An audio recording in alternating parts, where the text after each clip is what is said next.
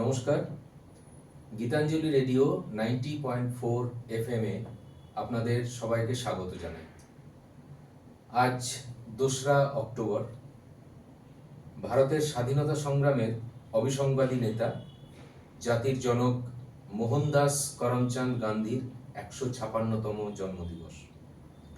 সেই উপলক্ষে Gitanjali radio 90.4 FM এর আজকে বিশেষ অনুষ্ঠান গান্ধী চর্চা, অর্থাৎ রাষ্ট্রপিতা জাতির জনক মহাত্মা গান্ধীকে নিয়ে আজকে আমরা আলোচনা করব।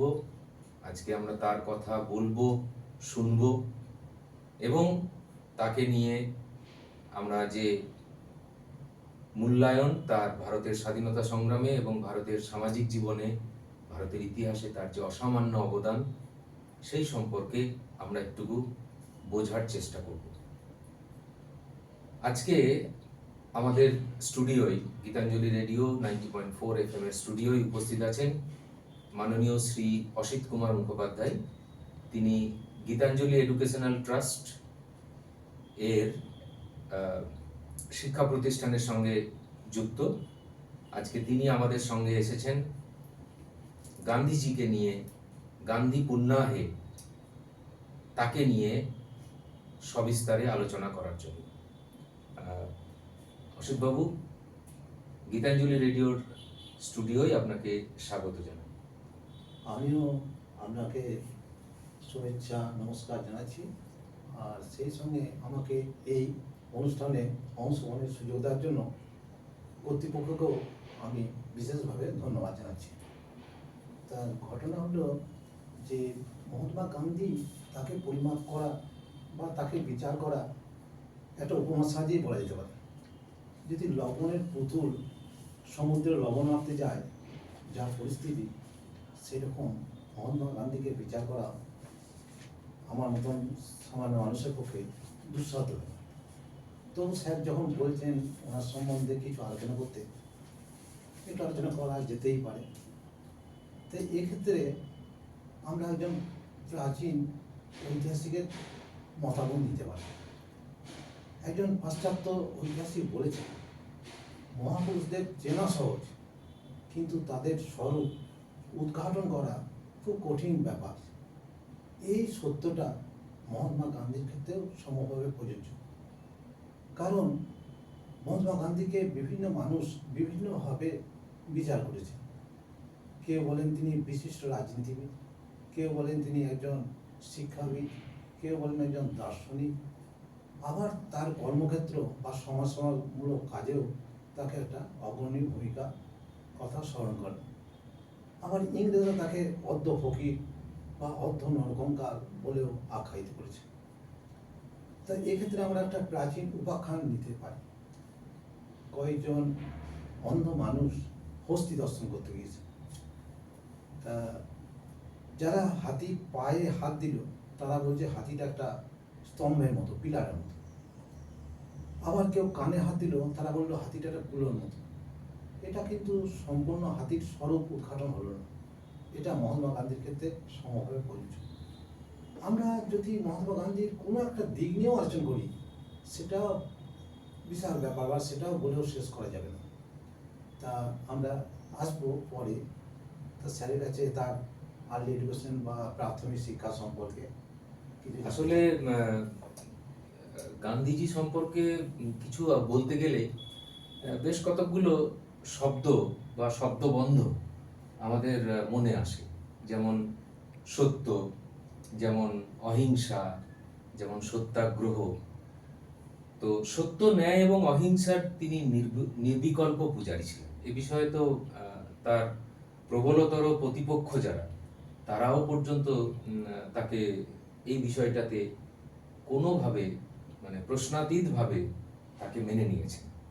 ভারতের স্বাধীনতা সংগ্রামে নেতৃত্ব দিতে গিয়ে তিনি ভারতবর্ষের সীমা অতিক্রম করে গোটা পৃথিবীকে এমন একটা দর্শন দর্শন দান করে গেছেন, বা দর্শন উপহার দিয়ে গেছেন, বা এমনিতে বলতে গেলে এমন একটা রাস্তা দেখিয়েছেন, যে রাস্তাটা পৃথিবীতে এর আগে মানব সভ্যতায় হয়েছে কিনা আমার আমার সন্দেহ আছে। সেই সন্দেহ যে নেই, বিষয়টা হচ্ছে এইরকম যে আমরা সবসময় জানি যে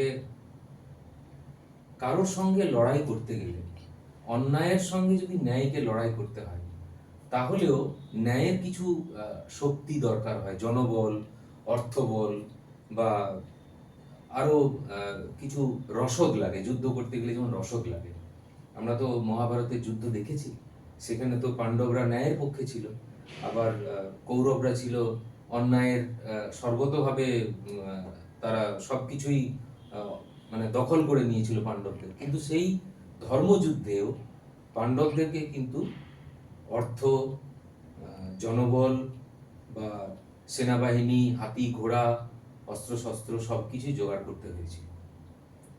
কিন্তু অদ্ভুতভাবে আহ, গান্ধীজি দেখিয়ে দিলেন যে কোনো জনগোষ্ঠী বা কোথাও কোনো দেশের মানুষ বা কোনো একটা বিশেষ এলাকার মানুষ দুর্বল থেকে দুর্বলতর হতেই পারে, কিন্তু তার মানে এই নয় যে তারা প্রবল থেকে প্রবলতর প্রতিপক্ষের সামনে কিছুই করে উঠতে পারবে না।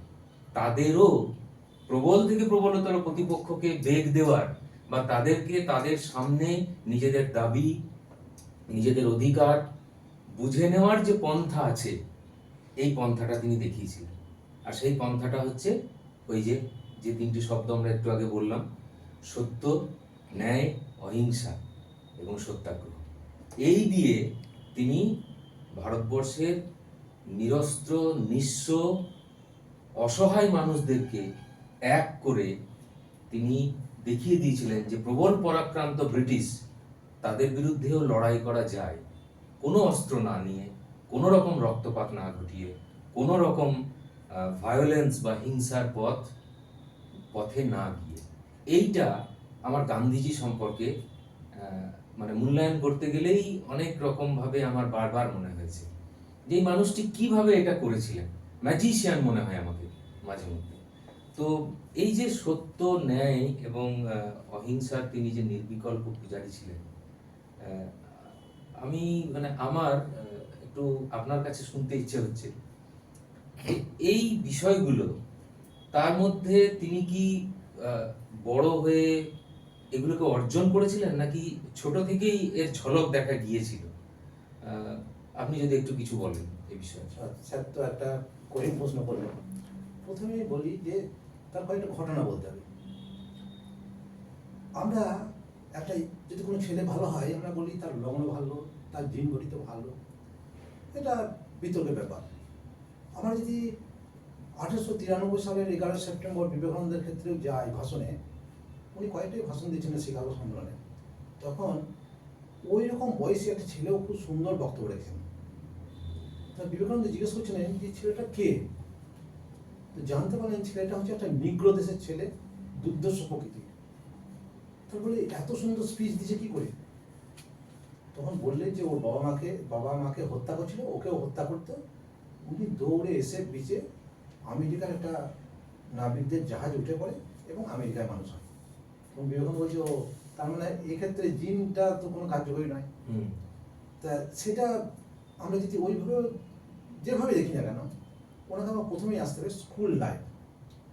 যখন ও মানে স্কুল লাইফ যেটা স্যারের, আমার কাছে স্যারের কাছে শুনবো, উনি ওই পোর্টবন্দরের পাশের গ্রামে প্রাথমিক শিক্ষা গ্রহণ করেছিলেন।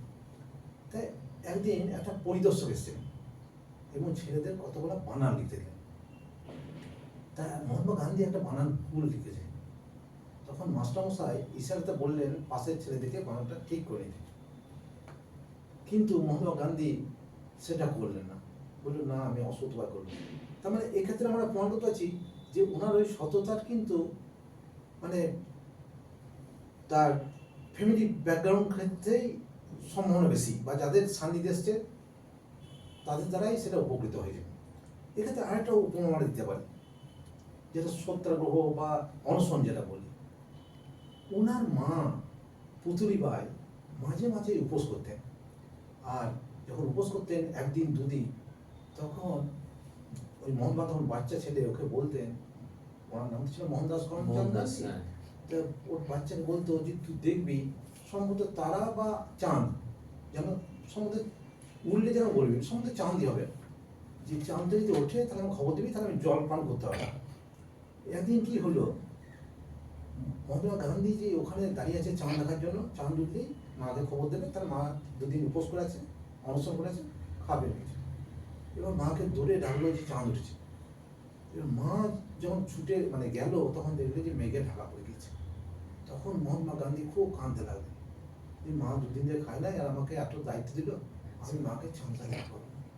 এই যে চাঁদ ওঠেনি, মা খাবে কি খাবে করে? খাবে করে এটা কাঁদতে হবে। তখন ওর মা সান্ত্বনা দিচ্ছে যে না বাবা, তুমি যেটা করছো এটাই যথেষ্ট, তুমি তোমার শেষ সেরাটুকু দিয়েছো। এই যে তার মানে কি, তার মানে ফ্যামিলি ব্যাকগ্রাউন্ড থেকেও তিনি একটা শিক্ষা পেয়েছিলেন। আর সবচেয়ে বড় কথা, ওটা আমরা পরে আসবো, এই প্রাথমিক শিক্ষাটা আগে স্যার কিছু বলুন, আমরা মানে তারপর আমরা এই সত্যাগ্রহ মানে তার অনশন, তার বিভিন্ন দিক আলোচনা করবো। আমি আমার যে সংক্ষিপ্ত পড়াশোনা ওনাকে নিয়ে, তাতে আমি একটা জিনিস দেখেছি যে উনি কিন্তু ছোটবেলা থেকে পড়াশোনা বা খেলাধুলা কোনোটাতেই সেইভাবে তিনি খুব একটা পারদর্শী ছিলেন না। এবং ছোটবেলায় তিনি একটুকু দুরন্ত প্রকৃতিরই ছিলেন। আসলে তিনি বৈষ্ণব পরিবারের ছেলে, বৈশ্য বংশজাত। তার পরিবার ছিল কিন্তু গভীরভাবে বৈষ্ণব ভাবাদর্শে দীক্ষিত। কিন্তু তার বেশ কিছু যে বয়ঃসন্ধি বা কৈশোরে যে ধরনের দুষ্টুমিগুলো থাকে সেইগুলো ছিল। এবং সেটাই আমি একদিন একটা লেখায় পড়ছিলাম যে তিনি বেশ কতগুলো মানে বদ অভ্যাসেও পড়েছিলেন, যেমন লুকিয়ে মাঝে মধ্যে ধূমপান করা, এটা ওটা এখান থেকে নিয়ে নেওয়া। কিন্তু সব থেকে তার যে জিনিসটা নিয়ে বেশি আলোড়িত হতো তার সমাজ, সেটা হচ্ছে যে তিনি মাংস খেতেন।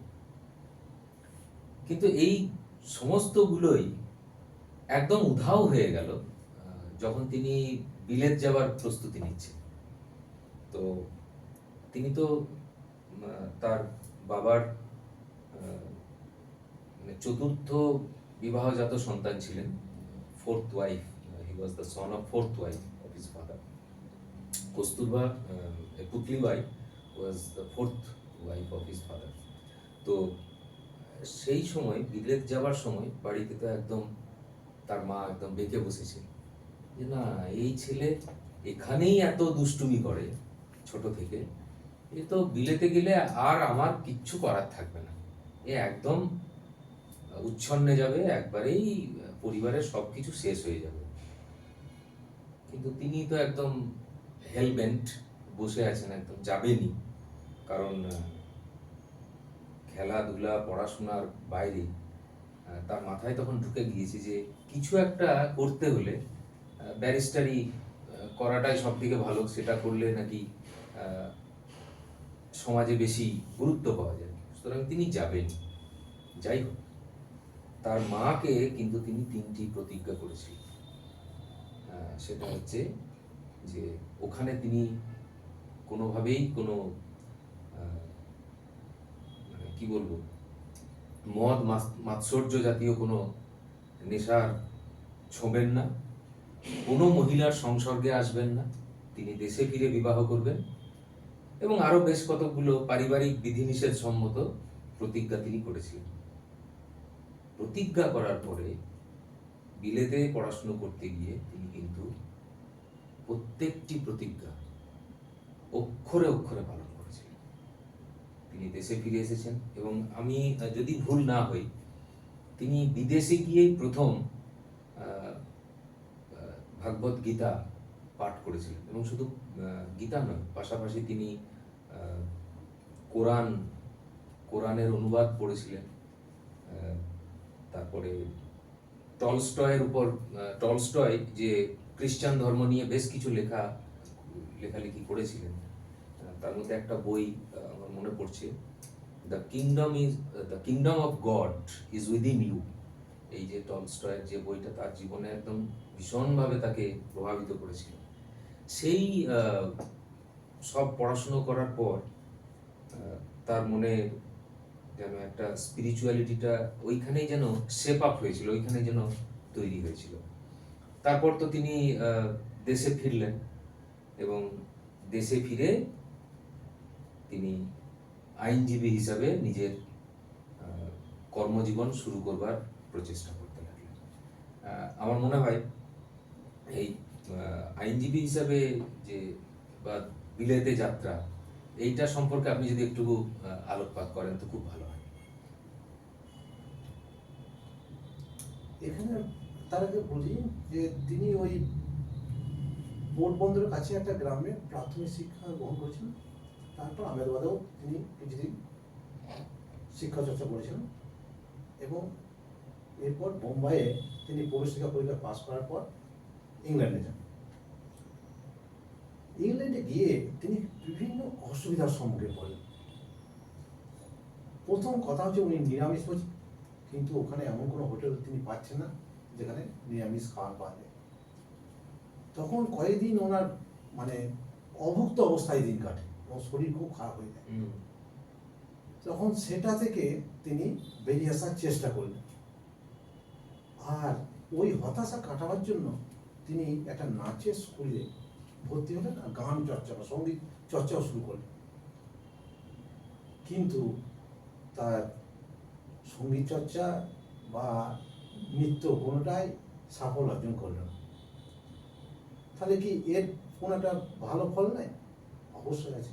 কি আছে না, এর ফলে মহাত্মা গান্ধীর যে জড়তা সেটা অনেক কেটে গেল, আর উনি ইংরেজদের মতন পোশাক বা তাদের মতন ব্যক্তিত্ব বিকাশ করার এক সুযোগ পেলেন। আর ওখানে থাকার সময় তিনি দাদাভাই নৌরোজি আর মহামতি গোখলের সঙ্গেও তার সাক্ষাৎ হয়েছিল। এটা একটা তাদের সান্নিধ্যও পেয়েছিল। সে গোখলের সঙ্গে দেখা করাটা তার কাছে কিন্তু খুব বড় একটা বিষয়, রাজনীতি গুরু একদম।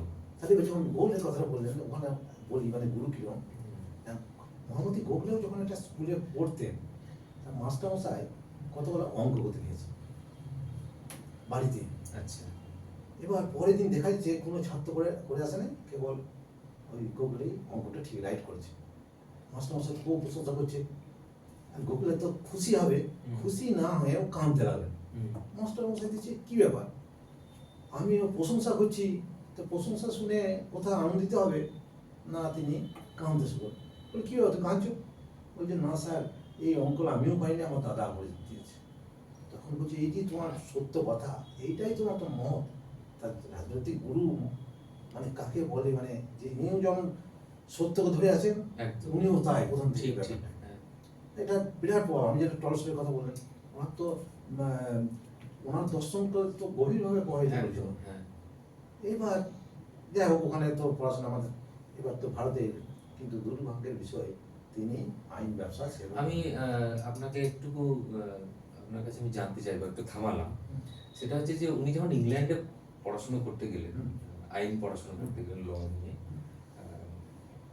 তার ওই কলেজটা হচ্ছে লন্ডনের inner temple college, ins of court inner temple কলেজে তিনি পড়াশোনা। সেইখানে বেশ কয়েকজন মানুষের সঙ্গে তার কিন্তু সাক্ষাৎ হয়েছিল। তারা কিন্তু কেউ সাহিত্য জগতের বিশাল নাম, কেউ দর্শনের জগতের বিশাল নাম। তার মধ্যে দুটো নাম আমি বলি। একটি হচ্ছে অসাধারণ, মানে কি বলবো, শেক্সপিয়ারের পরেই নাট্যকার হিসেবে যার নাম মাথাতে আসে, জর্জ বার্নার্ড শো। এবং পাশাপাশি আরেকজন যিনি পরবর্তীকালে ভারতে এসেছিলেন এবং ভারতের কংগ্রেসের দায়িত্ব পালন করেছিলেন, কংগ্রেস অনেক গুরু দায়িত্ব তিনি পালন করেছিলেন, অ্যানি বেসান্ত। তিনি থিওসফিস্ট ছিলেন। তো তাদের সঙ্গে তার যে গান্ধীজির যে সাক্ষাৎ বা তার যে সংস্পর্শ, এইটা কি তার জীবনে প্রভাব ফেলেনি, বা কি ধরনের প্রভাব তো ফেলেছিল, প্রভাব ফেলেনি বলাটা ঠিক, মানে প্রশ্ন করাটাই ভুল, আমার ভুল হলো। প্রভাব তো ফেলেছিল, কিভাবে একটু যদি আপনাদেরকে বলেন। প্রথম কথা বলি যে আমরা যে এডুকেশন বা সিলেবাস বা কারিকুলাম পাঠ্যক্রম বলছি, হুম, জিনিসটা কি মানুষের একটা মানে বৈচিত্র্য অভিজ্ঞতার সমন্বয়। হুম, তো অভিজ্ঞতাই মানুষকে শিক্ষা দেয়। আর একটা জিনিস হচ্ছে যে ভুল বলে কোনো শিক্ষা হয় না। আচ্ছা, আমরা যেটা বলি এই ভুল করেছে, হ্যাঁ, তো ভুল বলে কোনো শিক্ষা হয় না। যেগুলো কেন না, ভুলটাও একটা শিক্ষা। হ্যাঁ, সেটা তো যেরকম ভাষা আমি আমাদের মানুষকে- এপিজে আব্দুল কালাম তো হ্যাঁ। উনি বহু স্পিচে বিভিন্ন ইউনিভার্সিটিতে বারবার বলেছেন হুম। যে যতবার তুমি ভুল করবে তত শিক্ষা হবে। জানবে যে তুমি এনরিচড হলে, অর্থাৎ তুমি ব্যর্থতার মানে সাফল্যের রাস্তাতে একটু এগিয়ে গেলে। এই গেলে। হ্যাঁ। এই তো কলম মাস তো ভুল আমেরিকাতে শিখে জানি, হুম। অথচ আমেরিকা হ্যাঁ, ভুল করি। করলেন, হ্যাঁ। তা এইটা যে অভিজ্ঞতা, এই অভিজ্ঞতাটাই শিক্ষা দেয়। তাই যখন একটা মানুষ, যে কোনো মানুষ যদি অভিজ্ঞতা কাজে লাগায়, সেটাই পরবর্তী কাজে দেয়। এবার একটা কথা আছে, সৎসঙ্গে স্বর্গবাস, অসৎসঙ্গে নরকবাস। এবার যদি ভালো মানুষের সান্নিধ্য হয়, সে হবে। এক্ষেত্রে ওনাদের যেটা বললেন অবদান অবশ্যই আছে, কিন্তু আমাদের দেখতে হবে যে এই যে তার পরবর্তী জীবন, সংগ্রামী জীবন, হুম, এটা তার মানে পরীক্ষাগার বা রসায়নগার কোথা, হুম, সেটা অলরেডি দক্ষিণ আফ্রিকা। আচ্ছা। যখন ভারতে ব্যারিস্টারি আসর জমলো না, না, সেটা আমরা দক্ষিণ আফ্রিকায় তার পর্বটা আমরা আলোচনা করব। হুম। আগে আপনি ওই জায়গাটা আমাদেরকে একটু বলবেন। সেটা হচ্ছে যে উনি যখন দেশে ফিরে এসে আইনজীবী হিসাবে প্র্যাকটিস শুরু করলেন এবং তার সেই লড়াইটা বলুন একটু। লড়াইটা হচ্ছে যে তিনি আইন ব্যবসা ভেবেছিলেন ভালো করবেন, কিন্তু আইন ব্যবসা তার জন্য না। হুম, তিনি একটা আর্থিক সংকটেও সম্মুখীন হন। এবার যেটা হয়, যেটা বিবেকানন্দ ক্ষেত্রে হয়েছিল, হুম, যে বিভিন্ন কর্মকাণ্ডের সঙ্গে যুক্ত হওয়ার জন্য, হুম। তো ইনিও তো সেইভাবে চেষ্টা করতে পারেন যাতে আর শোনা যায় যে আইনের প্রসার, আইনজীবী হিসাবে প্রসারটা সেইভাবে না জমে ওঠায় হুম। তিনি অ্যাসোসিয়েট হিসাবে ছোট ছোট যে সমস্ত মামলা টামলা আসতো হুম। তার পিটিশন লেখা শুরু করেছিলেন। আচ্ছা। হুম, যে যেহেতু ওই যে একটা কথা আপনি যেটা বললেন যে বিদেশে থাকাকালীন যে ওনার সঙ্গীত এবং নৃত্য চর্চা, হুম। তাতে তার জড়তাটা কেটেছিল অনেকটাই, হুম। কিন্তু তার যেটাকে বলে স্টেজ ফ্রাইট অর্থাৎ একটা মঞ্চে উঠে কিছু বলতে হবে বা বিচারকের সামনে কোনো একটা কেসকে জোরালোভাবে পেশ করতে হবে, তার সঙ্গে যে থিয়েট্রিক্স দিয়ে একবারে বিচারককে প্রভাবিত করা, এই কাজটা তিনি সেই সময় পারছিলেন না। এবং শেষ পর্যন্ত তিনি তখন নিজের ব্যর্থতা বুঝে আবার নতুন করে শুরু করবার জন্য তিনি ওই পিটিশন লেখা শুরু করলেন, যে যেটাকে বলা হয় মানে বিগিনিং ফ্রম দ্য জিরো, সেটা শুরু করলেন। এইটা করতে করতেই তিনি দক্ষিণ আফ্রিকায় যাবার একটা অফার পেলেন। সেই কথাটা আপনার কাছে এবার শুনবো। আমরা কথা বলছিলাম আমাদের আজকের মাননীয় অতিথি শ্রী অসিত কুমার মুখোপাধ্যায়, তার সঙ্গে আজকে গান্ধী পুণ্যাহে আমরা একটু গান্ধী চর্চা করছি। ফিরে আসছি একটা বিরতির পর।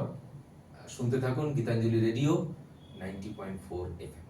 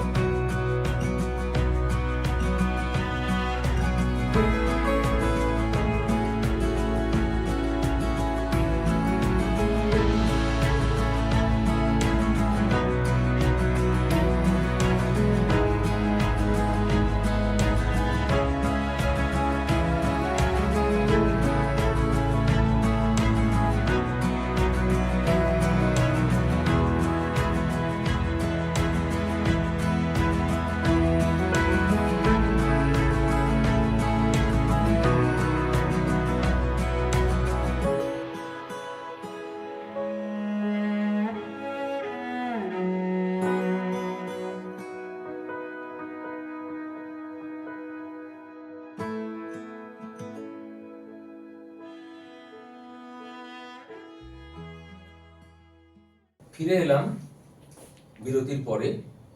আপনারা শুনছেন গীতাঞ্জলি রেডিও 90.4 FM। আজকে আলোচনার বিষয় গান্ধী চর্চা। আজকে মহাত্মা গান্ধীর, জাতির জনক মোহনদাস করমচাঁদ গান্ধীর 156তম জন্মদিবস। সেই উপলক্ষে আমাদের স্টুডিওয়ে আজকে উপস্থিত আছেন শ্রী অসিত কুমার মুখোপাধ্যায়। তার সঙ্গে আমরা আজকে গান্ধীজিকে নিয়ে একটুকু চর্চা করার চেষ্টা করছি, তাকে জানার এবং বোঝার চেষ্টা করছি। অসিতবাবু, আমরা তখন কথা বলছিলাম যে আইনজীবী হিসাবে তার কর্মজীবন ঠিক কেমনভাবে এগোচ্ছে। তো এরপরে তিনি দক্ষিণ আফ্রিকা থেকে সেখানকার একটা ভারতীয় ল ফার্ম তাকে আমন্ত্রণ জানায় সেখানে তাকে অ্যাডভোকেট হিসাবে কাজ করার জন্য। ওই পর্বটা একটু আপনার কাছে আগে শুনি। প্রথম কথা হচ্ছে যে আমরা যদি মহাত্মা গান্ধীর জীবনী বা সংগ্রামী যাই কিছু দেখি না কেন, এই দক্ষিণ আফ্রিকায় মহাত্মা গান্ধীর একটা গুরুত্বপূর্ণ ভূমিকা আছে। কীরকম গুরুত্বপূর্ণ ভূমিকা? বহু আশা নিয়ে উনি ব্যারিস্টারি পাস করে আইন ব্যবসা শুরু করলেন ভারতে, কিন্তু দুর্ভাগ্যবশত সেই ব্যবসাটা সেভাবে চলল না। তখন একটা জটিল কেস নিয়ে তিনি দক্ষিণ আফ্রিকা গেলেন। এই দক্ষিণ আফ্রিকা গিয়ে কয়েকদিনের মধ্যে তার উপলব্ধি হলো যে আমি যা শিখেছি বাস্তবের সঙ্গে তার কোনো মিল নাই। আর ওখানে শ্বেতাঙ্গ সরকার কৃষ্ণাঙ্গদের বা কালা মানুষদের উপর প্রচন্ড অত্যাচার করত।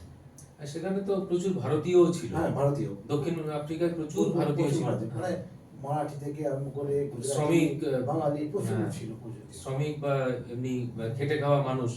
তা এবার দেখলো তাদের উপর অত্যাচার শুরু হচ্ছে।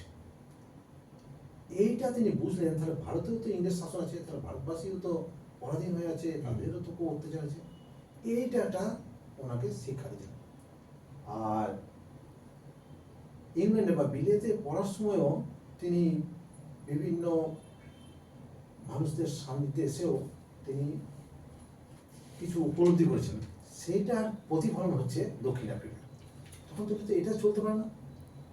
ওখানে ঘটনা হলো যে তারা যখন শ্বেতাঙ্গ সরকারের উপর আন্দোলন করছে, বিশেষ করে ভারতীয়রা, তখন তাদেরকে বা অন্যান্য কালো মানুষরা তখন তাদেরকে বন্দি করছে শ্বেতাঙ্গ সরকার। এবার তাদের ছেলে মেয়ে আছে, তারা খাবে কি, তাদের শিক্ষা দীক্ষা কেমন হবে, এইটা মহাত্মা গান্ধীকে বিভিন্নভাবে প্রভাবিত করলো এবং খুব ভাবিত করলো। এবং তখন তিনি ওদিকে নিয়ে একটা ফার্ম তৈরি করলেন, যেটা আমরা কাছে শুনবো। এবং তখন দেখলো যে এদের তো পড়াতে গেলে প্রচুর শিক্ষক দরকার, তারা বিভিন্ন ভাষা ভাষিত। একটা ভাষা তো নয় যে একটা মাস্টার দেবে সে সবাই পড়াবে, কেউ গুজরাটি, কেউ মারাঠি, কেউ বাঙালি। তখন তাহলে কীভাবে শিক্ষা দেওয়া যায়, এইটা তিনি চিন্তা করতে পারেন। তখন দেখলে যে এদের যদি হাতে কলমের মাধ্যমে শিক্ষা দেওয়া হয় তাহলে কেমন হয়।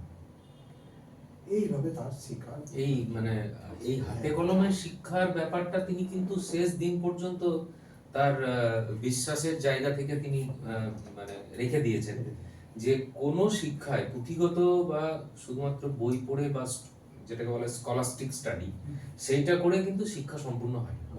ওনার সব এডুকেশনের পলিসিটাই ছিল ক্রাফট বেসড, অর্থাৎ যা কিছু করা হবে সেটা যেন প্র্যাকটিক্যাল অ্যাপ্লিকেশন বা ব্যবহারিক জীবনে তার প্রয়োগ হয়। আপনি বলছিলেন যে তাদের সঙ্গে ভারতীয়দেরকে নিয়ে, শুধু ভারতীয় নয়, সেখানকার খ্রিস্টান মানুষদেরকে নিয়েও তিনি সেখানে একটা অভূতপূর্ব লড়াই তিনি শুরু করলেন। এবং আমার একটা জিনিস ভেবে অবাক লাগে যে ওইখানকার মানুষের উপরে শ্বেতাঙ্গ সরকারের অত্যাচার এবং সেইখানকার ওই অশ্বেতাঙ্গ বা কৃষ্ণাঙ্গ যাই বলুন, বা সেখানকার ভারতীয় কমিউনিটি, যে সমস্ত দরিদ্র খেটে খাওয়া শ্রমিক শ্রেণী মানুষ যারা ছিল, তাদের উপরে অত্যাচারটা কিন্তু ওই বিন্দুতে সিন্ধু দর্শন হয়েছে তার। যে এইখানে যদি এই চলে, তাহলে আমার দেশেও কিন্তু ঠিক তাহলে এই ধরনের অত্যাচার বা এই ধরনের বৈষম্য বা এই ধরনের উপনিবেশ শাসনই তাহলে সেখানেও চলছে। এই যে একটা উপলব্ধি, এই উপলব্ধিটা কিন্তু মানুষ হিসাবে তাকে পাল্টে দিল। ওই যে আপনি বলছিলেন যে তিনি খুব একটা বলিয়ে কইয়ে ছিলেন না, মানে পরিস্থিতি মানুষকে কতটা বদলে দেয়।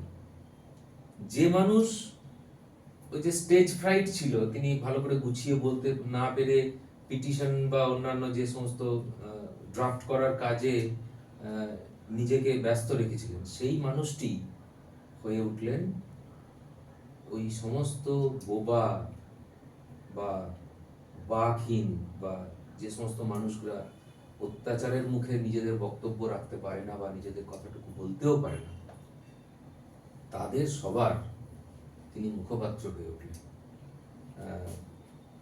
এবং যেটা করছিলেন, যে কাজটা, সেটাতে এতটাই তিনি প্রভাব বিস্তার করেছিলেন যে সেখানকার শ্বেতাঙ্গ সরকারও কিন্তু আলাদা করে তাকে নিয়ে ভাবতে বাধ্য হয়েছে।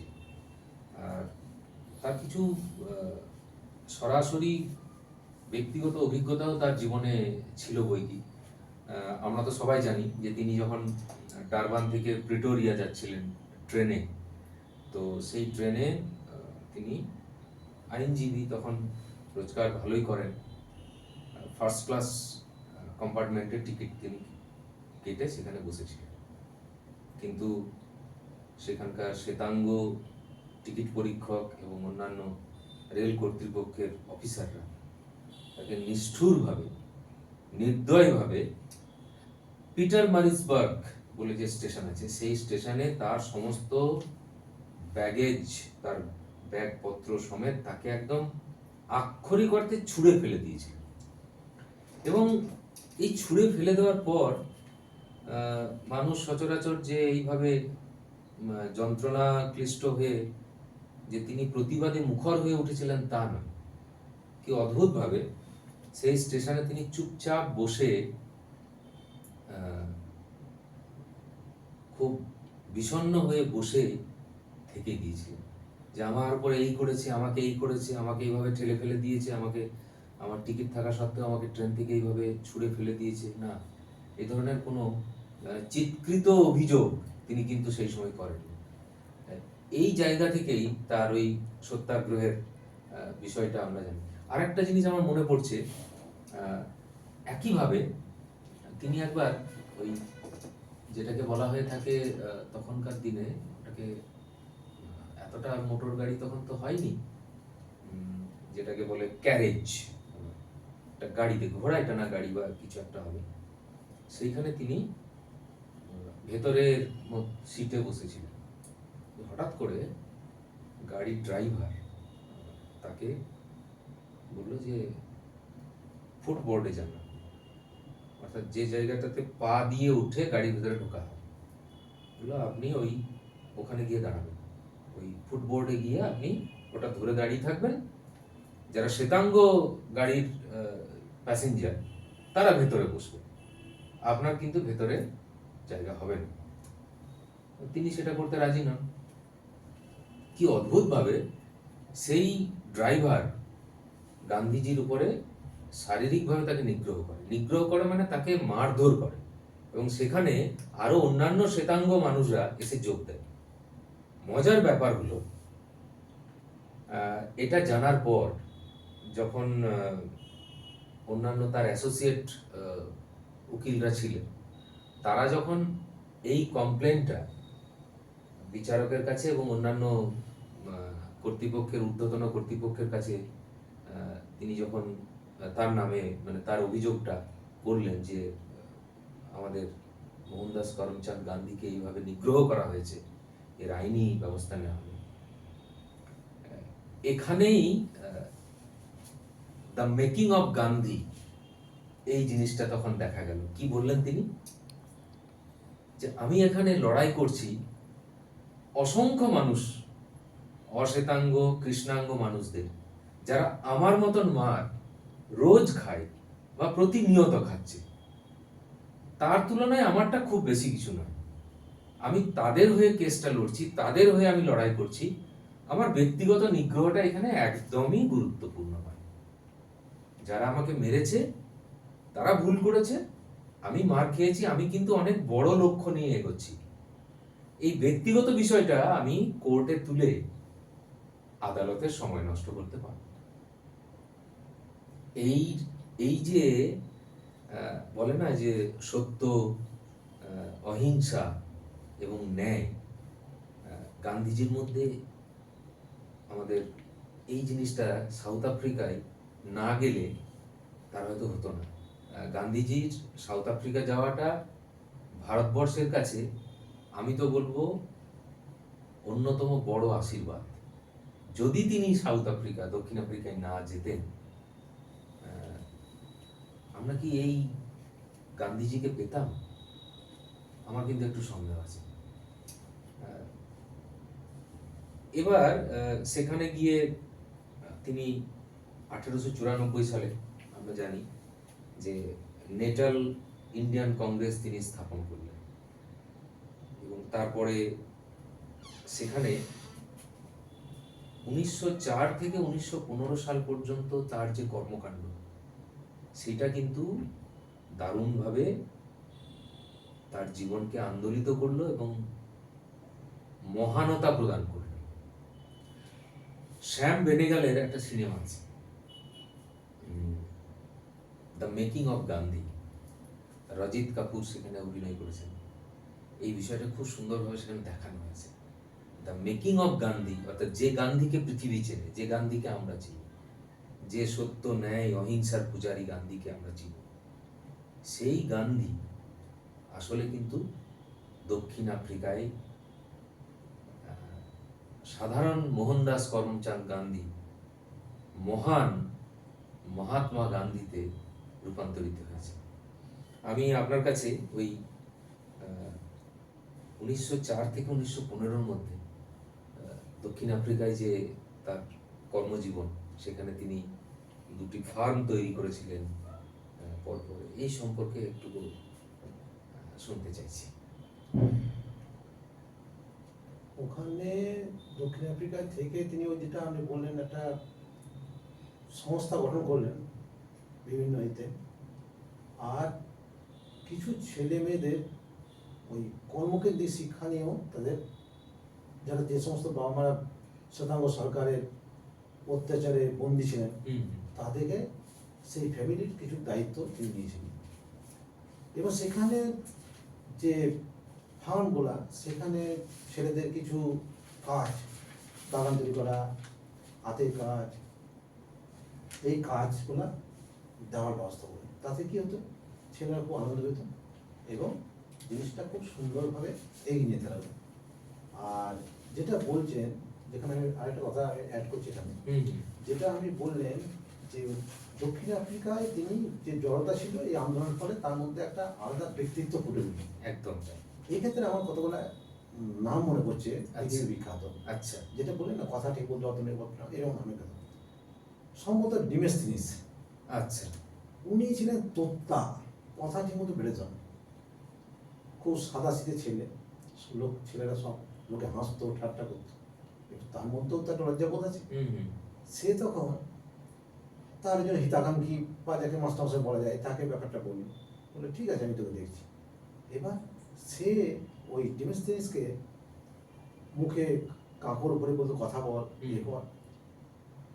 পরবর্তীকালে দেখা গেল যে ও যদি পাহাড় থেকে চিৎকার করতো, সমুদ্রের জলও কেঁপে উঠত এবং পৃথিবীর অন্যতম শ্রেষ্ঠ বক্তা হয়েছে। তার মানে কি, যদি ওই যে মানুষের প্রভাব যেটা বলেন অ্যানিমেশন তো, বা দাদাভাই নৌরজি বা গোগলে যাদের কথা বললেন, সান্নিধ্য, মানে একটা মানুষকে মানে যতগুলো কারণে মনুষ্যত্ব অর্জন করে, তার মধ্যে একটা হচ্ছে মানে গুরু, গুরু মানে টিচার আমি বলছি। তো সেই রকম আপনি নেতাজি সুভাষচন্দ্রের ক্ষেত্রে দেখবেন, বেণীমাধব দাসের অবদান আছে একদম প্রত্যেকের ক্ষেত্রে। বিবেকানন্দের ক্ষেত্রেও, যেটা মহাত্মা গান্ধীর ক্ষেত্রে ওই যে স্কট টিচার্স কলেজের অধ্যাপক হেস্টি, না সম্মত হেস্টি, যদি রামকৃষ্ণের কথা না শোনাতেন তাহলে ওরকম পাওয়া যেত না। তাই এইরকম ধরনের আবার যদি আপনি নেপোলিয়নের কথা দেখেন, উনি জন্ম রেখেছিলেন অথচ পৃথিবী কাঁপিয়ে দিয়েছেন। তা যাই হোক, ওনার সান্নিধ্যে বিবেকানন্দ, এই আমাদের মহাত্মা গান্ধীও এই যে তার বিভিন্ন প্রতিনিয়ত সংগ্রাম, তাকে আরও একজন যোগ্য নেতা হিসেবে আস্তে আস্তে তৈরি করেছিল। এটা দক্ষিণ আফ্রিকা কম না, প্রায় 20 বছর ওখানে অবস্থান করেছিল। আচ্ছা। হ্যাঁ, এই 20 বছরে শ্বেতাঙ্গ সরকারের সঙ্গে প্রতিনিয়ত লড়াই, হ্যাঁ, এটা কম কষ্টের নয়। তিনি নিজেও হেনস্থা হয়েছেন, অনেককে হেনস্থাতে দেখেছেন।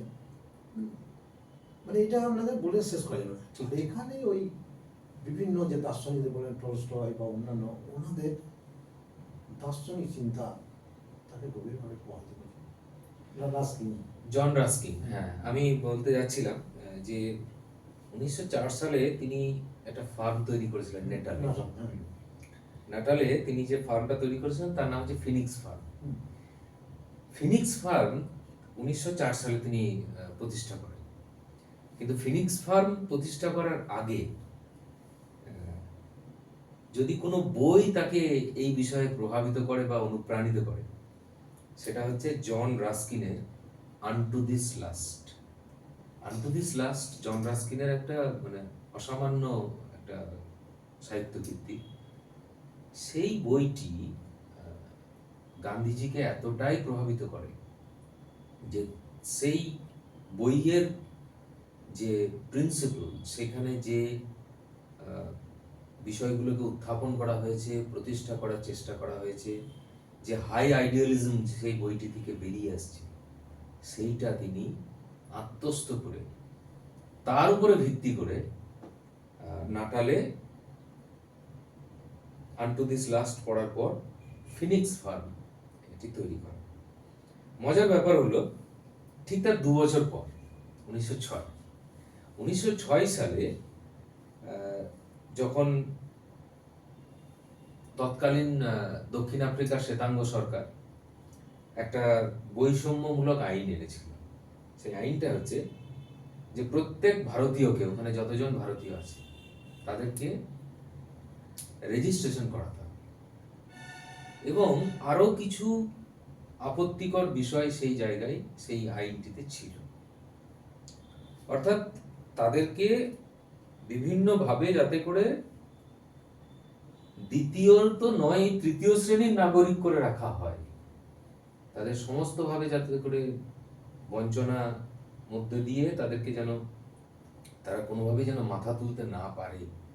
এদিকে তো গান্ধীজি তখন তাদেরকে জোটবদ্ধ করতে লেগেছেন, তাদের মুখে কথা জোগাচ্ছেন, হ্যাঁ, তাদের আত্মপরিচয়, তাদের স্বাধিকার, এসব নিয়ে তিনি কথা বলছেন। ঠিক সেই সময় 1906 সালে ট্রান্সভালে একটা তিনি ওই বৈষম্যমূলক যে আইন, তার বিরুদ্ধে তিনি রুখে দাঁড়ান। আর সেখানেই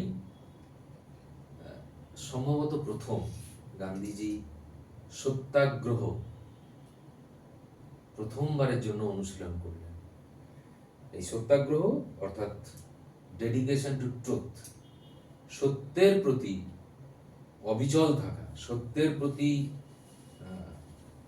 নিষ্ঠার সঙ্গে তার অনুগত থাকা, সত্যের প্রতি অনুগত থাকা, এই বিষয়টাকেই এখানে তিনি প্রতিষ্ঠা করেছিলেন। এবং এই সত্যাগ্রহ কথাটা তিনি নিয়েছিলেন মগনলাল গান্ধী বলে একজনের একটা শব্দ, তিনি সেই শব্দটা মগনলাল গান্ধী ব্যবহার করেছিলেন, সদাগ্রহ। সদাগ্রহ থেকে, অর্থাৎ সত্যের প্রতি আগ্রহ, সেটাকে তিনি সদাগ্রহ বলতেন। সেইখান থেকেই তিনি নির্যাস নিয়ে সত্যাগ্রহ এই কথাটি তিনি সেখানে প্রচলন করেন। এবার ও ঘটনা হলো যেটা, সেটা হচ্ছে যে এই যে এতটা সময় ওখানে ছিলেন, সেটার জন্য কিন্তু ওখানকার মানুষের যে তাদেরকে তিনি যে মুক্তির সন্ধান দিতে পেরেছিলেন তা কিন্তু নয়। তবে তাদের অধিকার, তাদের প্রতি হওয়া অন্যায়, এই সব নিয়ে তিনি তাদেরকে সোচ্চার করে দিতে পেরেছিলেন। আর সব থেকে বড় বিষয় যেটা, সেটা হলো যেটা আমি বলছিলাম যে বারবার বলতে ইচ্ছা হয় যে দক্ষিণ আফ্রিকায় যাওয়া, গান্ধীজির দক্ষিণ আফ্রিকা যাওয়া এবং সেখানে তার কর্মজীবন, দীর্ঘ কর্মজীবন অতিবাহিত করা, এটা ভারতীয় রাজনীতি এবং ভারতবর্ষ নামক দেশটির পক্ষে আশীর্বাদ স্বরূপ। সেইখানেই আমরা মহান আত্মা গান্ধীজিকে আমরা খুঁজে পাই। আপনি এবার তিনি ওখান থেকে তো সরাসরি মনে হয় ইংল্যান্ড গেলেন, না, ভারতে কি ফিরে এসেছিলেন নাকি? প্রথম বিশ্বযুদ্ধের সময় চলে এলেন 1914 সালে। 14 সালে চলে এলেন। তারপরে কি তিনি আরেকবার বিদেশ গেলেন? তো সে তো দেশ- না, ডেলিগেশন হিসাবে তিনি কি ওখান থেকে সরাসরি ইংল্যান্ড গেলেন না? তারপরে তো তিনি ফিরে এলেন।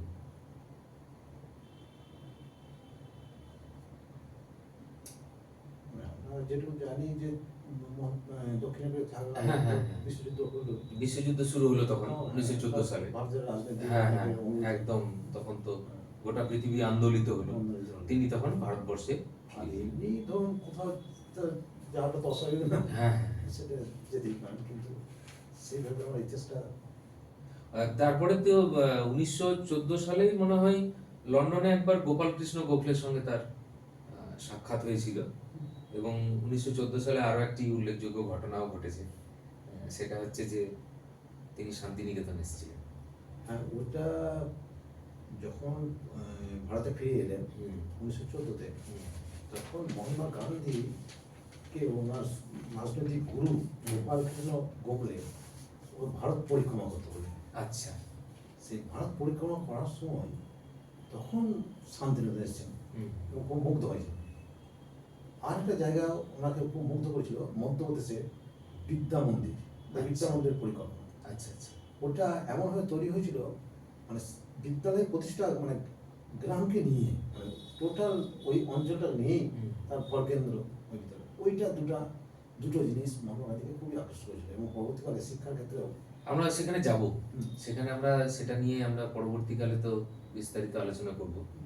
আমার একটা জিনিস আমাদের শ্রোতাদের সঙ্গে ভাগ করে নিতে ইচ্ছে করছে, একটা তথ্য। যখন তিনি সাউথ আফ্রিকা থেকে তিনি চলে আসছেন, তখন সেখানকার একজন সেনা অফিসার, যার নাম জেনারেল জ্যান ক্রিশ্চিয়ান স্মার্টস, তিনি তার বন্ধুকে লিখেছিলেন যখন তিনি চলে এলেন। মানে আমি এই জন্য বলছি, দক্ষিণ আফ্রিকায় তার প্রভাবটা কতটা ছিল, তাকে তারা গুরুত্ব কেন দিয়েছিলেন, এবং দক্ষিণ আফ্রিকার যে শ্বেতাঙ্গ সরকার, যারা তার প্রবল প্রতিপক্ষ ছিল, যারা ভারতবর্ষে যেমন ব্রিটিশদের তিনি একদম নাস্তানাবুদ করে ছেড়েছিলেন, তার অহিংসা আন্দোলন, তার অসহযোগ আন্দোলন, আইন অমান্য আন্দোলন, লবণ সত্যাগ্রহ, একটার পর একটা ওই অহিংসা, ন্যায় এবং মানে সত্যাগ্রহ দিয়ে প্রবল পরাক্রান্ত ব্রিটিশ সরকারকে যেমন তিনি নাস্তানাবুদ করে ছেড়েছিলেন, ওখানেও ঠিক কিন্তু তিনি অনেকটাই সেটা করতে পেরেছিলেন। কিন্তু মজার ব্যাপার হলো যে বিরোধী বা শত্রুপক্ষ এমনই সেখানে হয়েছিল, তিনি এমনই একজন শত্রু, তিনি দক্ষিণ আফ্রিকার শ্বেতাঙ্গ সরকারের বা সেখানকার শ্বেতাঙ্গ কর্তৃপক্ষের কাছে এমন একজন প্রতিপক্ষ ছিলেন, এমন একজন শত্রু বা বিরোধী হিসাবে যাই বলুন না কেন ছিলেন, যে যাকে তারা প্রবলভাবে সমীহ করত। কিভাবে? আমি ছোট্ট একটা অ্যানেকডোট আমি শ্রোতাদের জন্য এবং আপনার সঙ্গে একটু শেয়ার করে নিতে ইচ্ছা করছে। তো তিনি যখন দক্ষিণ আফ্রিকা থেকে চলে এলেন এবং মোটামুটি দক্ষিণ আফ্রিকার পাট চুকিয়ে ভারতবর্ষে তিনি চলে এলেন, তো লন্ডন গেলেন যখন, প্রথম লন্ডন যাওয়ার সময় যখন তিনি তার জাহাজ যখন দক্ষিণ আফ্রিকার উপকূল ছেড়ে চলে এলো, তখন সেখানকার একজন দক্ষিণ আফ্রিকার একজন শ্বেতাঙ্গ অফিসার, উচ্চপদস্থ সেনা officer, general Jan Christian Smuts, যার নাম বলছিলাম, তিনি তার বন্ধুকে চিঠিতে লিখেছিলেন, the saint has left our shores, I hope forever. অর্থাৎ এমন শত্রু পক্ষ, এমন বিরোধী পক্ষ, এমন প্রতিপক্ষ যাকে সেন্ট বলা যায়, সাধু বলা যায়। হ্যাঁ, আমার জানা এরকম উদাহরণ আর দ্বিতীয়টি আছে কিনা আমি জানি না, যেখানে যেখানে নাস্তানাবুদ হয়ে যাওয়া সরকার, যেখানে প্রবল প্রতিপক্ষ, অত্যাচারী সরকার বা অত্যাচারী কর্তৃপক্ষ তার বিরুদ্ধ প্রতিপক্ষকে সেন্ট বা সাধু বলে সম্মান দিচ্ছেন। তো তিনি সেটা বলেছেন, the saint has left our shores, I hope forever. অর্থাৎ সেই সাধু আমাদের দেশ ছেড়ে চলে গেছে, সম্ভবত চিরদিনের জন্য। এখানেই মজাটা শেষ হচ্ছে, বিষয়টা আরো ইন্টারেস্টিং হচ্ছে। 25 বছর পর major general Jan Christian Smuts, সেই সেনা অফিসার উচ্চপদস্থ, তিনি একটা লেখায় লিখেছিলেন, it was my fate to be the antagonist of a man for whom even then I had the highest respect. অর্থাৎ আমার এটা ভাগ্য যে এমন একজন মানুষকে আমি প্রতিপক্ষ হিসাবে পেয়েছি, বা আমি তার প্রতিপক্ষ হতে পেরেছি। এটা আমার কাছে আমার কাছে একটি ভাগ্য। কেমন ভাগ্য? যে যখন আমি তার বিরুদ্ধে লড়াই করছি, যখন আমি তাকে জেলে ঢোকানোর চেষ্টা করছি বা জেলেও দু একবার তাকে পাঠিয়েছি, কিন্তু তখনও, আজকে অস্বীকার করতে আমার দোষ নেই, তার সম্পর্কে আমার সর্বোচ্চ সম্মান মনের মধ্যে ছিল। Fate to be the antagonist of a man for whom even then I had the highest respect. এমনই মানুষ তিনি ছিলেন, যেখানে তার প্রতিপক্ষ, তার বিরোধীরা পর্যন্ত তাকে সম্মান করে চলতেন এবং তাকে সর্বোচ্চ সম্মানে ভূষিত করতেন। এমন শত্রু, যা প্রতিপক্ষ, এমন মানুষকে শত্রু ভাবা, শত্রুপক্ষ হিসাবে বা প্রতিপক্ষ হিসাবে পেয়েও যেন তারা ধন্য হতেন। আমাদের আলোচনা চলতে থাকুক, সময় হয়ে গেছে একটা বিরতি নেওয়ার। আমরা বিরতির পর আবার ফিরে আসছি। আপনারা শুনতে থাকুন গীতাঞ্জলি রেডিও 90.4 FM, সঙ্গে থাকবেন।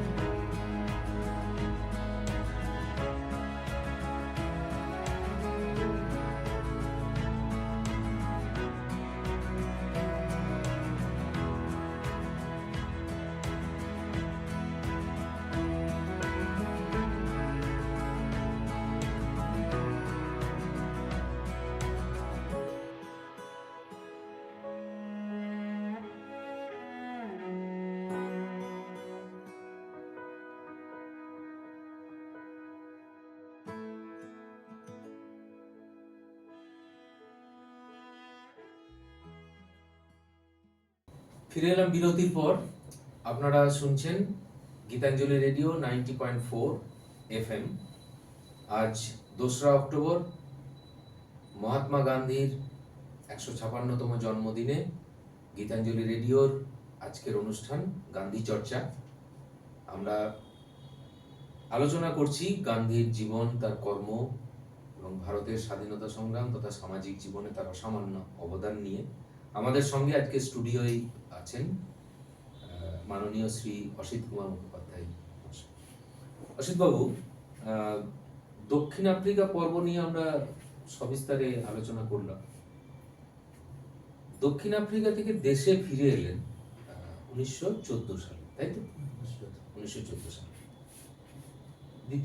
প্রথম বিশ্বযুদ্ধ শুরু হয়ে গেছে এবং ভারতবর্ষ অফিসিয়ালি সেই যুদ্ধের মানে অংশীদার হিসেবে জড়িয়ে পড়েছে, যেহেতু ব্রিটিশ ইংল্যান্ড যেহেতু সেই যুদ্ধে আছে, অতএব ভারতবর্ষ, ব্রিটিশ শাসনাধীন ভারতবর্ষ উপরে তার প্রভাব পড়তে বাধ্য।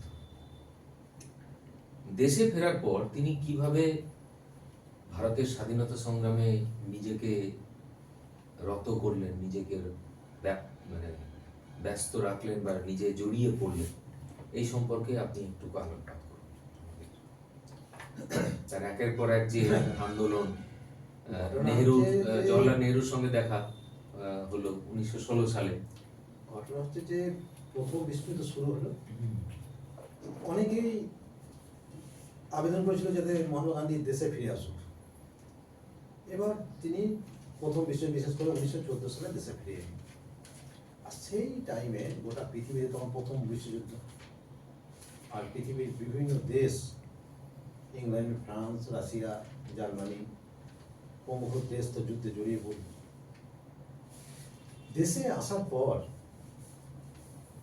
তখন তার রাজনৈতিক গুরু, অনেকেই তাকে রাজনৈতিক গুরু হিসেবে আখ্যায়িত করেন, মহামতি গোখলে, তাকে বললে যে ভারতবর্ষকে চেনো তুমি, অর্থাৎ ভারতবর্ষ পরিক্রমা করেন। আচ্ছা, ওনার কথা অনুযায়ী তিনি এবার ভারতবর্ষ পরিক্রমা করেন। এই টাইমে যেটা আগেই আমরা উল্লেখ করেছি যে মধ্যপ্রদেশের বিদ্যা মন্দির পরিকল্পনা বা বিদ্যা মন্দির আর শান্তিনিকেতন, ওই টাইমে বোলপুর শান্তিনিকেতনও তিনি এসেছেন। এবার এই দুটো প্রতিষ্ঠান খুব ভালো লেগেছিল। আর যখন যুদ্ধ শুরু হলো, তিনি ইংরেজদের সাপোর্ট করলেন, সাহায্য কথা ঘোষণা করেন। কেন বললেন? বললেন যে যুদ্ধের শেষে ভারতকে স্বাধীনতা দিতে হবে। আচ্ছা, মানে উনি ভেবেছিলেন যে ভারতবর্ষ বা ভারতবর্ষের মানুষ যদি ব্রিটিশকে সমর্থন করে প্রথম বিশ্বযুদ্ধের ব্যাপারে, তাহলে সেই বিনিময়ে তারাও হয়তো ভারতকে স্বাধীনতা দিতে পারে বা স্বাধিকার দিতে পারে। আচ্ছা, কিন্তু দেখা গেল পরবর্তীকালে যে স্বাধীনতা দিলই না, ওদের অত্যাচার বেড়ে গেল। মেনলি যেটা জালিয়ানওয়ালাবাগের হত্যাকাণ্ড। আচ্ছা আচ্ছা, এইটা মহাত্মা গান্ধীকে খুবই রাগান্বিত করল। তার একটা কথা বলা হলো, আমরা তো মহাত্মা গান্ধী বলি। যখন দেশে ফিরে এলেন তখন রবীন্দ্রনাথ ঠাকুর তাকে মহাত্মা এই উপাধিটি দিয়েছিলেন। রবীন্দ্রনাথ ঠাকুর, আমি শুনেছিলাম এই কথাটা। একটা ছোট্ট করে একটু থামাই আপনাকে। মানে হঠাৎ করে দেখা হয়েছিল, যখন দেখা হলো হঠাৎ করে না, যখন গান্ধীজি এবং রবীন্দ্রনাথ যখন মুখোমুখি হলেন, তখন তিনি গান্ধীজি নাকি রবীন্দ্রনাথকে গুরুদেব বলে সম্বোধন করেছিলেন। তো বলেছিলেন যে আমি তো গুরুদেব আমার ছাত্রছাত্রীদের। বললো না, আপনি ভারতবর্ষেরই গুরুদেব। বললো যে রবীন্দ্রনাথ নাকি উত্তরে বলেছিলেন যে আমি যদি গুরুদেব হই, আপনি মহাত্মা। ওইটাই তখন দেশবাসী ওই সম্মানটাই নাম হয়ে গেল মহাত্মা। এটা কথা বলেন। আরেকটা কথা আমার মনে পড়ছে, রবীন্দ্রনাথের এই মানে প্রভাবটা বোঝা যায়। তিনি যাকে যে নামে ডেকেছেন একবার, সেটি গোটা ভারতবর্ষ বিনা প্রশ্নে মেনে নিয়েছে। উনি তো নামকরণ তো ভালো করতেন, অমর্ত্য সেন, সম্ভবত রবীন্দ্রনাথ ঠাকুরের নামকরণ। হ্যাঁ, নামও ভালো করতেন। তো এইটা যা বললেন না, এবার শুধু তো মহাত্মা গান্ধী না, প্রেক্ষাপটে যে মহাপুরুষদের ঘটনাগুলো জানা যায়, যে তাদের থেকে শিক্ষা না যায়। যেমন আমাদের যা শিক্ষা দিবস যাকে নিয়ে পালন করি, সর্বপল্লী রাধাকৃষ্ণ, উনি কলকাতা ইউনিভার্সিটিতেও কিছুদিন ছিলেন। আর তখন রামকৃষ্ণ মহৎ মিশনের যিনি পঞ্চদশ অধ্যক্ষ হুম স্বামী আতাসানন্দ মহারাজ, উনি তখন ওখানে পড়তেন। এবার পরবর্তীকালে দেখা যাচ্ছে ওই যখন উনি একটা ভালো পদে আছেন, তখন দেখছেন রাধাকৃষ্ণ ওখান থেকে দাঁড়াচ্ছেন। হুম তো বলছে, স্যার আপনি তো আমার স্যার, হুম হুম আপনি কেন দাঁড়াচ্ছেন আমাকে দেখে? তো বলছে, না আমি শিক্ষা প্রতিষ্ঠানের মাস্টারমশাই শিক্ষক ছিলাম, এখানে নয়, এখানে তুমি আমার গুরু বা স্যার, যাই হোক এরকম ভাবে। যারা মানে মহৎ, তাদের থেকেও তো ছোটোখাটো থেকে শিক্ষাটা পাওয়া যায়।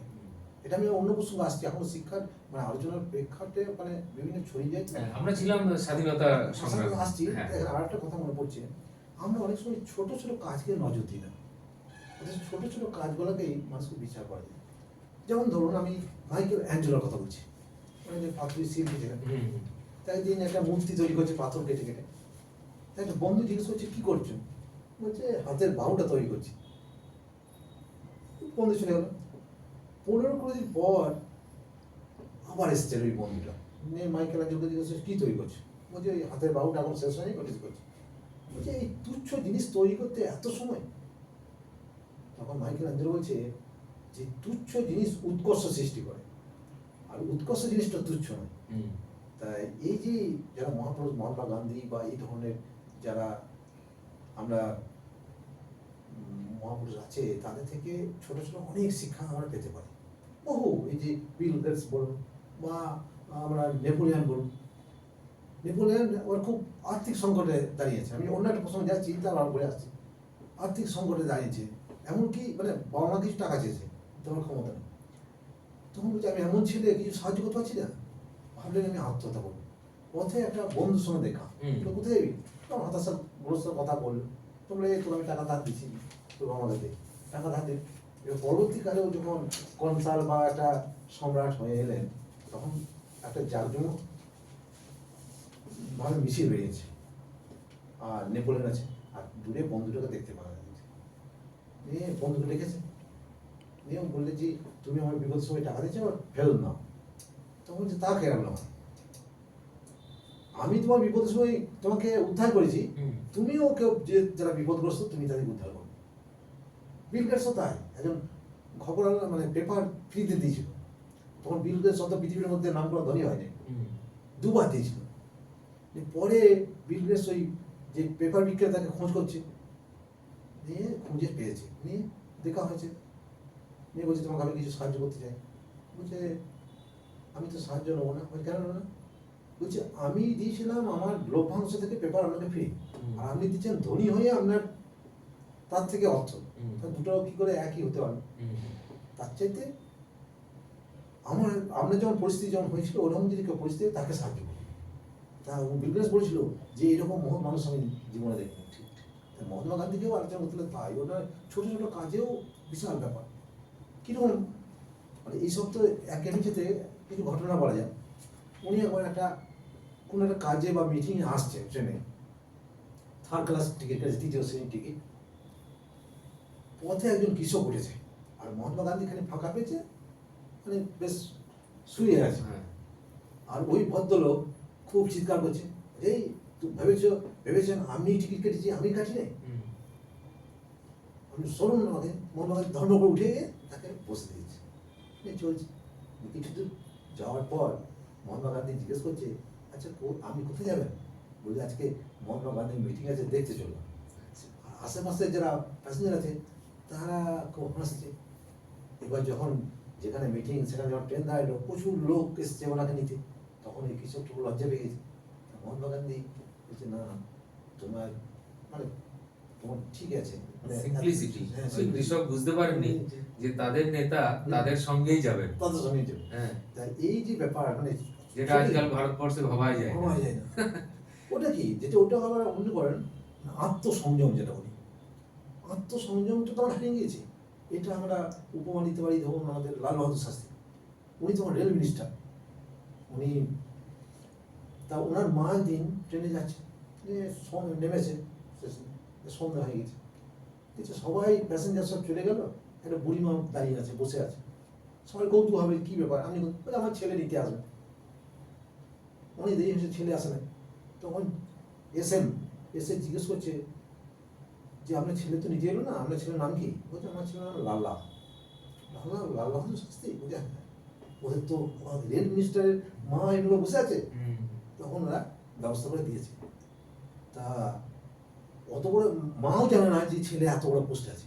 এখন তো কি হয়, একটা ছোট পোস্ট পেলে তার গর্ববোধ করে, হ্যাঁ। ভয় করে। এই যে আত্মসংযম, এটা আমার হারিয়ে ফেলেছি। এটা আমরা কথা বলছিলাম যে গান্ধীজি এবার দেশে দেশে এসে কিভাবে নিজেকে এবার স্বাধীনতা সংগ্রামে নিজেকে ইয়ে করলেন। জালিয়ানওয়ালাবাগের হত্যাকাণ্ডতে প্রথম উনি ইংরেজদের স্বরূপ আরো ভালোভাবে বুঝতে পারলেন, যে এরা কথা দিয়ে কথা রাখেন। 1919 সালে 1919 সালে। হ্যাঁ। এবার সেই হত্যাকাণ্ডে রবীন্দ্রনাথ ঠাকুর নাইট উপাধি ত্যাগ করেছিলেন। আর মহাত্মা গান্ধী একটা ইয়ে পেয়েছিলেন, কাইজারে হিন্দ। কাইজারে হিন্দ, হ্যাঁ। উনি সেটাকে 1900 ওই সাউথ আফ্রিকা থেকে ফেরার পরে, হ্যাঁ, হ্যাঁ। ওই উপাধি উনিও ত্যাগ করে দিয়েছেন। এর মাঝে তিনি কিছু ছোটখাটো আন্দোলন করেছিলেন, যেমন খেদা আন্দোলন। হ্যাঁ, কিন্তু তার প্রথম ভারতে যে আন্দোলন শুরু হলো সেটা হচ্ছে অসহযোগ আন্দোলন। আচ্ছা। হ্যাঁ, 1920 সালে এই আন্দোলন তিনি শুরু করেছেন অসহযোগ ভাবে। আর সত্য অহিংসা, ওনার যেটা দক্ষিণ আফ্রিকায় যার হাতে করি, সেটার এটা বাস্তব বই। এবং বিচারে তাকে 6 বছরের জন্য কারাদণ্ডে দণ্ডিত করা হয় মহাত্মা গান্ধী। এটা কোন সময় অসহযোগ? অসহযোগ আন্দোলন। কিন্তু জনগণের চাপে 2 বছরের মধ্যে তাকে মুক্তি দেওয়া হয়। আর এই সময়ে বিশেষ করে 1922 সালে ওই চৌরিচৌরা ঘটনা যেটা, ওখানে পুলিশ হত্যা, সাধারণ বিক্ষুব্ধ মানুষ করেছিল সেটা। অগ্নিকাণ্ড সঙ্গে সঙ্গে কি করলো মহাত্মা গান্ধী? বললি আমার তো অসহযোগ এবং সত্য অহিংসা, এটা তো আমার নীতি বিভ্রান্ত হয়ে যাচ্ছে। সঙ্গে সঙ্গে আন্দোলন প্রত্যাহার করবে, অনেকে সমালোচনা করছে। এইটা কিন্তু আপনি বললেন সমালোচনা কথাটা, এইটা কিন্তু মানে এই বিষয়টাতে কিন্তু গান্ধীজি অনেক জায়গাতে সমালোচিত হয়েছে, যে একটা আন্দোলন যখন একদম সর্বোচ্চ পর্যায়ে পৌঁছে গেছে তখন সেটাকে ঝট করে বন্ধ করে দিয়ে এর যে একটা অভিঘাত, সেটা যেন সাধারণ মানুষের মধ্যে একটা হতাশার একটু সৃষ্টি করেছিল, যে পুলিশ হত্যার বিষয়টাকে ইস্যু করে তিনি এত বড় একটা আন্দোলনকে থামিয়ে দিলেন। এটা কিন্তু গান্ধীজির অনেক অনুগামী মেনে নিতে পারেননি। কিন্তু তিনি তো ওই যে সত্য এবং অহিংসা আর ন্যায়, অহিংসার জায়গা থেকে তিনি আপোষহীন মানে চিরদিন থেকেছেন। ওটা যেহেতু হিংসার আশ্রয় নিয়েছে, এতজন পুলিশকে ওইভাবে হত্যা করা হয়েছিল, সেইটা কিন্তু তিনি মেনে নিতে পারেন। আপনার কি মনে হয় ওই জায়গাটা মানে কিভাবে আপনি দেখবেন ওটাকে? মানে গান্ধীজি নিজের নীতি এবং আদর্শ থেকে উনি ঠিক করেছিলেন, আবার এত বড় একটা আন্দোলন যখন একদম সর্বোচ্চ পর্যায়ে পৌঁছে গেছে, ব্রিটিশরা রীতিমতো চিন্তিত যে এই আন্দোলনটা মানে একদম যেটাকে ইংরেজিতে বলে পিক করা, সেই পিক করছে, ঠিক সেই সময় তিনি ওটাকে থামিয়ে দিলেন। এই দুটো বিপরীত জিনিসকে আমি কিভাবে মেলাবো? এটা বেশ আলোচনা করার আগে আমাদের একটা কথা জানতে হবে যে ভারতের স্বাধীনতা আন্দোলনে নেতাজি সুভাষচন্দ্রের নীতিটা ঠিক না মহাত্মা গান্ধীর নীতিটা ঠিক? মহাত্মা গান্ধী বলছে যে এক গালে করে চড় মারে আর গাল পেতে দাও, আর নেতাজি সুভাষ বলছে এক গাল চড় মারে তুমি পাল্টা মেরে দাও। এবার সেটা বিচার করতে হবে যুগের পটভূমিকায়। সেই টাইমে এটা দুটো যুক্তি হতে পারে, যে মানে যুক্তি তো শেষ হবে না। সেই টাইমে যদি আন্দোলনটা উনি স্টপ না করতে, ভারতবর্ষ মানে বাসী তখনও সম্পূর্ণভাবে বিদ্রোহ বা মানে করার মতন মানসিকভাবে সেভাবে অতটা প্রস্তুত হয়নি। তাতে দেখা যেত যে ইংরেজ চাইতেও ভারতের অনেক মানুষ, নিরীহ মানুষও এর দ্বারা ক্ষতিগ্রস্ত হতে পারত, মানে প্রাণহানি হতে পারত। এমনিতে সুভাষচন্দ্র বনাম গান্ধীজি এই বিতর্ক মেটার নয়। আমি ব্যক্তিগতভাবে বিশ্বাস করি যে সুভাষচন্দ্র এবং গান্ধীজি কার নীতিটা ঠিক ছিল, কে ছিলেন ঠিক, এটা আমাদের ভারতবর্ষে এখনো পর্যন্ত মেটার কোনো ইয়ে দেখছি না। এই প্রশ্নের উত্তর এই মুহূর্তে দিলে দেওয়া যায়ও না। হ্যাঁ, ওই প্রশ্ন উত্তর আমরা আলোচনা করবো। হ্যাঁ, তবে আমি যদি ভুলেও যাই এটা যেন আমাকে নক করে দেবেন, যে নেতাজি সুভাষচন্দ্র মহাত্মা গান্ধী যে কথাটা বললেন সেটা অ্যাড্রেস দিয়ে এটা ওটা শেষে যাই হোক, আসে। আপনি ওই অসহযোগ আন্দোলন নিয়ে হ্যাঁ, বলছিলেন অসহযোগ, সেটা। যাই হোক ওখানে হয়ে গেল। আর এখানে আমরা পরবর্তীকালে যেগুলো আসবো, শিক্ষা আন্দোলন, মানে ভারতের স্বাধীনতা আন্দোলনে শিক্ষা আন্দোলনের 3টে পর্যায়ে মেন। হুম, একটা ওই বঙ্গভঙ্গকে কেন্দ্র করে, হুম, একটা অসহযোগের পরে, আর পরবর্তীকালে 30-এর দশকে শিক্ষা আন্দোলন। এবার এখানে একটা প্রশ্ন আছে যে ভারতের স্বাধীনতা আন্দোলন শিক্ষা আন্দোলনকে প্রভাবিত করেছিল, হুম, না শিক্ষা আন্দোলন স্বাধীনতা আন্দোলনকে প্রভাবিত করেছিল? হুম। দেখুন দুটোই কিন্তু খুবই ঘনিষ্ঠভাবে সম্পর্কিত।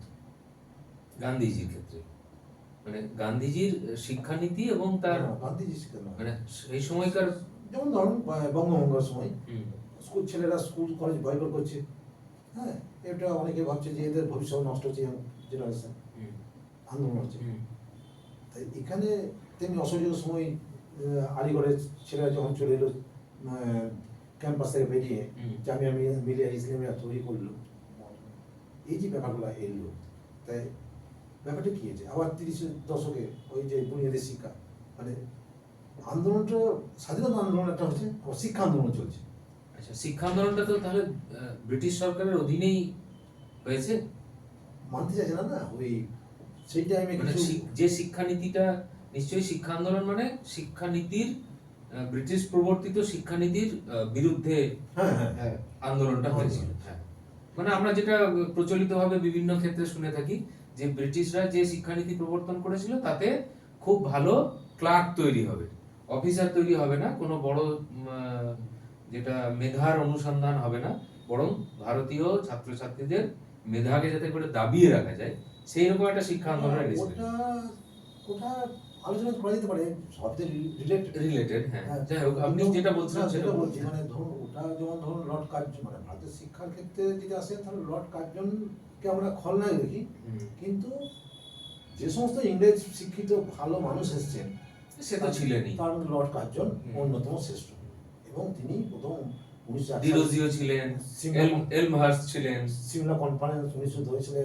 ইউনিভার্সিটি কমিশন 1904 সালে, এনপিই, বিরাট অবদান। আজকে যে মিউজিয়ামগুলো দেখছেন অনেক কথা লর্ড কার্জন, আমি ওটা ওই প্রশ্ন আসছে না শিক্ষার্থী বা না না, আপনি যেটা বলছিলেন 1917 অসহযোগ সালে আন্দোলন। যেটা মাইকেল স্যালার কমিশন ব্রিটিশ বিশ্ববিদ্যালয়ে পৌঁছে ছিলেন, ওনাদের প্রথমে আসছে। যেমন বঙ্গভঙ্গ, আমি একটা সাপোজ উদাহরণ দিচ্ছি, বা অসহযোগ আন্দোলন। হুম, এই যে আন্দোলনের ক্ষেত্রে তো ছাত্ররা স্কুল থেকে বেরিয়ে আসছে, আচ্ছা। কিসের জন্য? না তোমাদের আমরা নিজের মতো নয়, এই তোমাদের সরকার চাইছি না বা আন্দোলনকে সমর্থন করছি, হুম, এইটাই বলছে যে যে শিক্ষা আন্দোলনটা জাতীয় আন্দোলনকে প্রভাবিত করেছিল, না জাতীয় আন্দোলন শিক্ষা আন্দোলনকে প্রভাবিত করেছিল? আচ্ছা আচ্ছা, এটা একটা মানে গুরুত্বপূর্ণ প্রশ্ন। ঠিক ঠিক। তা যাই হোক, আমরা যখন মহাত্মা গান্ধীর ক্ষেত্রে আছি, ওনাকে 2 বছরের মধ্যেই তো কারাগার থেকে মুক্তি দেওয়া হলো। আর ওই টাইমে তখন ওই প্রথম বিশ্বযুদ্ধের পর তুরস্কের যে সুলতান ছিলেন তাকে খলিফা বলা হয়। আর ওই তুরস্কের সুলতানকে ব্রিটিশরা কি করলো, সরিয়ে দিল সিংহাসন থেকে। আচ্ছা, তার ফলে একটা যারা মানে ইসলাম ধর্মাবলম্বী তারা একটা আন্দোলন করেছিল, খিলাফত যে আন্দোলন। আচ্ছা, মহাত্মা গান্ধী দুটো মানে অসহযোগ এবং খিলাফতকে একসঙ্গে আন্দোলনকে পরিচালিত করতে চেয়েছিল। এবার কতটা সাফল্য কতটা ব্যর্থতা সেটা তো তর্কের ব্যাপার। এই হচ্ছে এই পর্যায়ে অসহযোগ আন্দোলন হচ্ছে গুরুত্বপূর্ণ। এবার পরবর্তীকালে আমরা আসবো তার আইন অমান্য আন্দোলন, যেটা লবণ আইনকে ভঙ্গ করলো। আর একটা কথা এখানে আমাদের বলা আমি হয়, হ্যাঁ যেটা যেমন ওই আপনি যেটা বললেন নাটাল বা কেপ কলোনি, যেখানে উনি আশ্রম তৈরি করেছিলেন হুম, বা ছেলে মেয়েদের ইয়ে করেছিলেন, ঠিক অনুরূপ গুজরাটের সবরমতীতে তিনি একটা আশ্রম তৈরি করেছিলেন। ভারত দেশে ওই গুজরাটের সবরমতীকে কেন্দ্র করেও অনেক কার্যক্রম শুরু হয়েছিল 1915 সালে মনে হয়। সালটা এই মুহূর্তে সবরমতী 1915 সালে। যাই হোক, সবরমতীর পরে তিনি সেবাগ্রাম করেছিলেন। সেবাগ্রাম, হুম, আচ্ছা এখানে করেছিলেন। হ্যাঁ, কি বলতে গেলেন আপনি? হ্যাঁ আপনি বলুন ওটা। হ্যাঁ, তারপর এবার লবণ আইনকে ভঙ্গ করে সবরমতী আশ্রমকে কেন্দ্র করে তারা লবণ, তখনকার দিনে বেসরকারি উদ্যোগে লবণ প্রস্তুত করা যেত না, হুম, তাই তিনি ইয়েতে লবণ সমুদ্রের লবণ তরঙ্গ থেকে লবণ তৈরি করে লবণ আইন ভঙ্গ করলেন। এটা একটা বিরাট আন্দোলন হলো এবং ব্রিটিশ সরকার প্রথমকে পাত্তা দেয়নি। পরবর্তীকালে ওই আরবিয়ার সঙ্গে হুম। গান্ধীর একটা চুক্তি হয়, গান্ধী আর ওই চুক্তি যেটা। গান্ধী আর- তার ফলে তিনি লন্ডনে গোলটেবিল বৈঠকেও গেলেন, যদিও ফলপ্রসূ হয়নি। আরেকটা জিনিস হচ্ছে যে ব্রিটিশ প্রধানমন্ত্রী যে ম্যাকডোনাল্ড, উনি ভারতের বিভাজন তৈরি করার চেষ্টা করেছেন। সেইটা গান্ধীজি খুব দক্ষতার সহিত এটাকে তিনি অতিক্রম করেছিলেন, যদিও বি.আর. আম্বেদকর একে যথেষ্ট সাহায্য করেছিলেন। পুনা চুক্তি 1932 সালে, আচ্ছা আচ্ছা। মানে যে নির্বাচনের জন্য আসন সংরক্ষণ নিয়ে বিরাট একটা ইয়ে হয়েছিল। এইটা একটা গান্ধীজির বিরাট, এটা পরবর্তীকালে সমালোচনা হতো, কিন্তু যে প্রেক্ষাপটে ব্যাপারটা ঘটেছিল, ইংরেজরা সবচেয়ে চাইছিল ডিভাইডেড রুল, হ্যাঁ, তো সেই ক্ষেত্রে গান্ধীজি আর গোটা ভারতবর্ষের কাছে জাতি বা জাতীয়তাবাদের যারা অনুপ্রাণিত করেছে, মানে সেই সময় যোগাযোগ ব্যবস্থাও বিচ্ছিন্ন, অত ভালো না, মানুষের মধ্যে বিভিন্ন ভাষাভাষী মানুষ, তাদের মধ্যে থেকে যে গোটা ভারতকে একটা জাতি বা জাতীয়তাবাদে অনুপ্রাণিত করা, সেখানে একটা মহাত্মা গান্ধীর বিরাট ভূমিকা। বলুন আপনি কি? আমি যেটা বলতে চাইছিলাম যে আমরা আইন অমান্য আন্দোলনে চলে এসেছিলাম, কিন্তু তার আগে বেশ কতগুলো বিষয় আছে, সেগুলো একটু দর্শকদের সঙ্গে আমার ভাগ করে নিতে ইচ্ছা হচ্ছে কথাটা। যখন 1915 সালে তিনি ওই কাইজারে হিন্দ মেডাল পেলেন, এবং তারপরে তো আপনি বললেন যে জালিয়ানওয়ালাবাগের হত্যাকাণ্ডের প্রতিবাদে তিনি সেটি ত্যাগ করেছেন। 1916 সালে, তার আগে গান্ধীজির সঙ্গে জওহরলাল নেহরুর প্রথম সাক্ষাৎ হয় লখনৌ কংগ্রেসে। এরপরে 1917 সালে একটা মজার ব্যাপার হলো, একটা উল্লেখযোগ্য ব্যাপার হলো, তিনি বিভিন্ন জায়গায় সমাবেশ করে বেড়াচ্ছেন, ব্রিটিশদের বিরুদ্ধে ক্যাম্পেইনিং করে বেড়াচ্ছেন, আর তার সঙ্গে সঙ্গে একটি লোক কিছুতেই গান্ধীজির আর মানে সঙ্গ ছাড়ে না, যেখানে যায় ওই লোকটি সঙ্গে সঙ্গে যায়। মানুষটি আর কেউ না, তার নাম হচ্ছে রাজকুমার শুক্লা। তার একটি আবেদন ছিল যে বিহারের চম্পারণ, পাটনা, এই জায়গাগুলোতে নীল চাষ করতে গিয়ে কৃষকদের অবস্থা একদম বেহাল, এবং সেখানে নীলকর সাহেবদের সঙ্গে যে আইনি লড়াই, সেই আইনি লড়াই লড়বারও ক্ষমতা নেই, গায়ের জোরে তো নেই, আইনি লড়াই লড়ারও ক্ষমতা নেই। তো তিনি বারবার করে বলার পরে গান্ধীজিকে নিয়ে গিয়েই ছাড়লেন রাজকুমার শুক্লা। ওখানে গিয়ে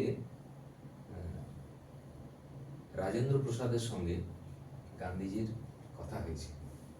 রাজেন্দ্র প্রসাদ ওখানে গিয়ে বেশ একটা গান্ধীজি একটুকু এমন একটা পরিস্থিতিতে পড়লেন, গিয়ে দেখা গেল যে নীলকর চাষীদের হয়ে দেশেজ যে সমস্ত উকিল, দেশের মানুষ যারা ব্যারিস্টার পড়ে ওকালতি করছে, তারা গরিব নীলকর চাষীদের হয়ে কেস তো লড়ছে, কিন্তু এত বেশি তাদের ফিস যে সেইটা তিনি মানে সেইটা গরিব চাষিরা, নীল চাষিরা সেটা দেবার তাদের ক্ষমতা নেই। অর্থাৎ দুদিক থেকে, একদিকে তো ইংরেজরা মানে নীলকর সাহেবরা তাদেরকে তো একদম লুটে নিচ্ছে, তাদের বিরুদ্ধে লড়াই করতে গিয়ে যে আইনজীবীদেরকে তারা ডাকছে, তাদেরও ফিস এতটাই বেশি যে তারা পেরে উঠছে না। গান্ধীজি কিন্তু এটা গিয়ে একটু সমাধান করেছিলেন, এবং নীলকর সাহেবদের, তারপরে তো ইতিহাস আমরা সবাই জানি যে সেই চম্পারণ আন্দোলন, হ্যাঁ, করলেন তিনি, প্রথম আন্দোলন ভারতবর্ষে, তার প্রথম উল্লেখযোগ্য আন্দোলন। আমি একটা ভুল শুধরে নিতে চাইছি, সবরমতী আশ্রম 1917 সালে তিনি প্রতিষ্ঠা করেছেন গুজরাটে, 1917 সালে। আমি 1915 বলেছিলাম, বিষয়টা আমি ভুলবশত ওটা বলেছি, শ্রোতাদের কাছে একটু ক্ষমা চেয়ে নিচ্ছি। সবরমতী আশ্রম 1917 সালে। যাই হোক, তারপরে আপনি যেখানে ছিলেন, অসহযোগ আন্দোলন, আইন অমান্য আন্দোলন, একটার পর একটা। এটা আইন অমান্য আন্দোলনে দেখা গেল যে ব্রিটিশ সরকারের দমন পীড়ন চলেই যাচ্ছে, সেখানে সেই আন্দোলন কিন্তু সাফল্যমণ্ডিত হয়নি। এর মাঝে অনেক ঘটনা ঘটেছে, কিন্তু সেটা আমরা পরবর্তী এপিসোডে আমরা এডুকেশনে যাব, গুরুত্বপূর্ণ, তার জন্য মাঝের অংশটা বলছি না। এরপর এলো ভারত ছাড়ো আন্দোলন, আগস্ট আন্দোলন, 1942 সাল। এই আন্দোলন তখন 1942-এ কিপস মিশন পাঠানো হয়েছিল গান্ধীজির সঙ্গে আলোচনা করার জন্য কি করা যায় স্বাধীনতা। আর তার আগে ওখানে 1939 সালে দ্বিতীয় বিশ্বযুদ্ধ শুরু হয়ে গেছে।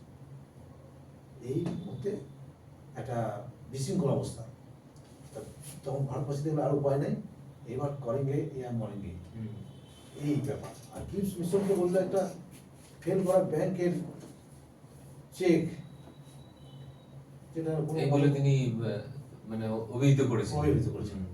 তারা কিপস মিশন তো ব্যর্থ হলো। এবার আন্দোলন তীব্র থেকে তীব্র হলো। এই ক্ষেত্রে আমরা মেদিনীপুরের মাতঙ্গি হাজরা রাজা তারা তাম্রলিপ্ত সরকার গঠিত হয়েছিল। এই আন্দোলনটা ভারতের স্বাধীনতা আন্দোলনের একটা অন্যতম বড় আন্দোলন, এবং মহাত্মা গান্ধী এক্ষেত্রে একটা গুরুত্বপূর্ণ ভূমিকা নিয়েছেন। এবার প্রশ্ন আসছে যে এই মহাত্মা গান্ধী যখন আন্দোলন, তার আগের ঘটনা হচ্ছে যে ওই 1939 সালে যে আমাদের যেমনি কংগ্রেস বলে 1800, মানে প্রথমে কি হয়েছে, ভারতে তো কোনো সেরকম সর্বভারতীয় কোনো সংস্থা ছিল না। ব্রিটিশ সরকার তাই চাইছিল যে ভারতের একটা সংস্থা হোক, যেটা হিউম সাপোর্ট করেছিল, যারা আমাদেরকে বলবে, আবেদন করবে, আমরা সেটা মানব। কিন্তু ওইটাই পরবর্তীকালে যে সংস্থায় যে একটা বিরাট ওদের প্রতিপক্ষ স্বরূপ হবে, সেটা দেখা গেল, যেটা 1850 সালে কংগ্রেস হয়েছিল, যেটা আপনি বললেন 1916 সালে লন্ডন কংগ্রেস, প্রতি বছর একটা করে বসে। 1885 সালে তো কংগ্রেসের প্রতিষ্ঠা হলো অ্যালান অক্টোভিয়ান হিউমের ডব্লিউ.সি. ব্যানার্জি, উমেশ চন্দ্র ব্যানার্জি, উনি কিন্তু খ্রিস্টান। হ্যাঁ, ওনার নামের স্পেলিং ব্যানার্জি। যাই হোক, আমরা তো তো আসবেন। তা এই 1939 সালে মানে সভাপতি নির্বাচন, আর এইখানে যেটা আমরা রবীন্দ্রনাথ বললাম, মহাত্মা উপাধি দিয়েছিলেন। রবীন্দ্রনাথের সঙ্গে মহাত্মা গান্ধী দুজন দারুণ সম্পর্ক, কিন্তু কিছু মতপার্থক্য ছিল। মতপার্থক্য হচ্ছে যেমন শিল্প, রবীন্দ্রনাথ চেয়েছিলেন যে বড় শিল্প ভারতবর্ষে গড়ে উঠুক, আর উনি সেই ছোটখাটো সেই চরকা এই ধরনের শিল্পের উপর বেশি গুরুত্ব দিয়েছিলেন। আর সম্ভবত নেতাজি রবীন্দ্রনাথ চেয়েছিলেন যে সুভাষচন্দ্রই প্রেসিডেন্ট হোক, কিন্তু উনি ওই পট্টভি সীতারামায়াকে চেয়েছিলেন, কিন্তু হেরে গেল ত্রিপুরী কংগ্রেসে। তার ফলে মহাত্মা গান্ধী যেটা বললেন যে ওনার হার পট্টভি সীতারামাইয়ার হার আমার নিজের, এইটা সুভাষচন্দ্র আর ইয়ে করতে পারলেন না। সুভাষচন্দ্র কিন্তু মানে তার কিন্তু গান্ধীজি সম্পর্কে প্রবল শ্রদ্ধা ছিল, এবং প্রবল শ্রদ্ধাবোধ থেকেই তিনি মানে সরে গেছিলেন যে না, এত বড় কথা আমি আর থাকছি না। এবার যেহেতু স্বাধীনতা আন্দোলনে ঢুকেছি, অতএব সুভাষচন্দ্র আর মহাত্মা গান্ধীর একটা তো ঘটনা আসবে, অসহযোগ দিয়েই আসা যায়। আমরা জানি যে Subhash Chandra he took his BA degree from the Calcutta University. Then he went to England and passed the ICS examination. তারপরে এসে তিনি সরকারি চাকরি নিলেন না। কি করলেন? মহাত্মা গান্ধীর অসহযোগ আন্দোলনে জড়িয়ে গেলেন। চিঠি লিখলেন। চিত্তরঞ্জন দাসের ফোর্থ হয়েছিলেন। হ্যাঁ, ফোর্থ হয়েছিলেন ICS এ ওই সময়, এবং মনে হয় 5-6 মাস পড়াশোনা করেছিলেন। অল্প সময়, খুব অল্প সময়, 5-6 মাস পড়াশোনা করেছিলেন, তাতে তিনি ফোর্থ হয়েছিলেন। এই ক্ষেত্রে মানে যারা সেই টাইমে অনেক এখন আছে বুদ্ধিমান, যেমন রমেশচন্দ্র দত্ত, তারপর আরেকজন কি ঠাকুর, সত্যেন্দ্রনাথ ঠাকুর, ICS। তা যাই হোক, একটা লোভনীয় চাকরি কিন্তু সুভাষচন্দ্র ছেড়ে দিই। আর ওনার রাজনৈতিক গুরু হচ্ছে চিত্তরঞ্জন দাস, আর মহাত্মা গান্ধীর রাজনৈতিক গুরু হচ্ছে মহাদেব কবি। সুভাষচন্দ্র খুব মানে অসন্তুষ্ট হয়েছিলেন যে, যেটা আপনি বললেন যে অসহযোগ আন্দোলন, এত একটা চূড়ান্ত আন্দোলন চলছে, ব্রিটিশ সরকারের ভিত নাড়িয়ে দিল, অথচ আন্দোলনটাকে স্টপ করে দেওয়া, বন্ধ করে দেওয়া। এবার সুভাষচন্দ্র নিজের মতো আন্দোলন চলছে কংগ্রেসের মধ্যে, আর গান্ধীজিও চলছে। গান্ধীজি জওহরলাল নেহরুর প্রতি একটু সদয় বেশি।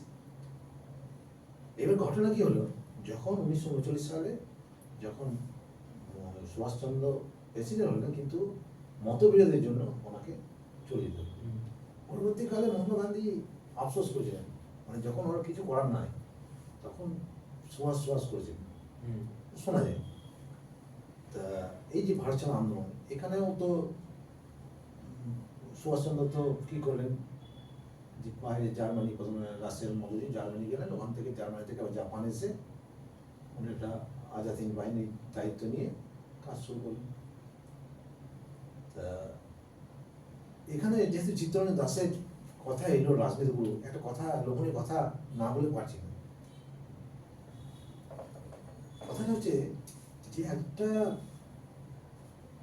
বিধবার একমাত্র ছেলে, তার ফাঁসির অর্ডার হয়েছে, আর চিত্তরঞ্জন দাস ঠিক করেছে আর কোনোদিন তিনি ওকালতি করবেন।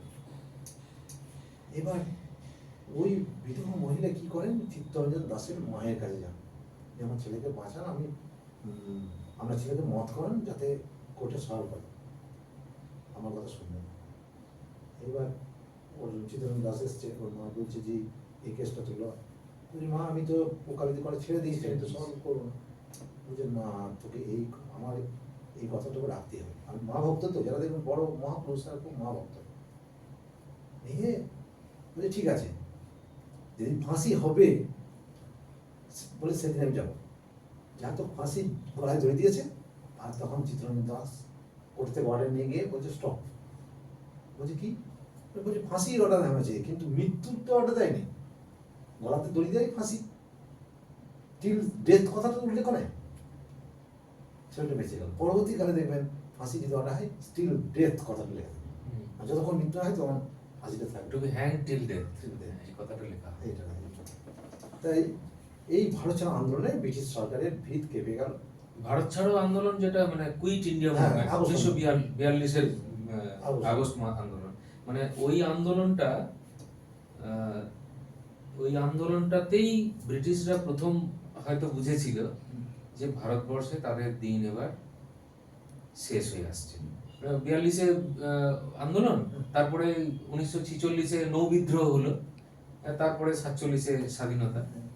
আমি একটা কথা বলেন, আমি একটা কথা মানে হ্যাঁ লোক সমস্ত আছে মনে পড়ছে। হ্যাঁ বলুন। ঘটনা হচ্ছে যে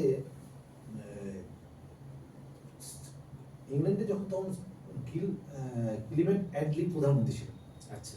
প্রধানমন্ত্রী চলে যাওয়ার পর তিনি কলকাতায় এসেছিলেন, আর কলকাতার রাজ্যপাল বা হাইকোর্টের বিচারপতি মানে সম্ভবত ফণীভূষণ চক্রবর্তী, উনি দায়িত্বে ছিলেন। আর উনি জিজ্ঞেস করেছিলেন যে আপনারা ভারত থেকে চলে গেলেন কেন? তখন বলল যে সুভাষ। বলছে কেন সুভাষ? বলছে আমরা তো মিলিটারি শক্তির জোরে ভারতকে শাসন করেছি, তা উনি ওই আজাদ হিন্দ বাহিনীতে এবং তারপর নৌ বিদ্রোহে আমাদের সেনাবাহিনীর ভিত নাড়িয়ে দিয়েছে। এই ব্যাপার। এবার ভারত ছাড়ো আন্দোলন চলতে লাগলো। এরপর তো 1945 সালে দ্বিতীয় বিশ্ব শেষ হলো, ব্রিটিশ সরকার 1946 সালে ক্যাবিনেট মিশন নিয়ে এবং ভারতকে কথা মানে স্বাধীনতার কথা চলতে লাগলো। তারপর তো গান্ধীজির আন্দোলন নিয়ে বলতে গেলে আমার একটা জিনিস হয়, যেটা আবার আমরা সেই ফিরে যাচ্ছি তার সত্যাগ্রহ আন্দোলনে।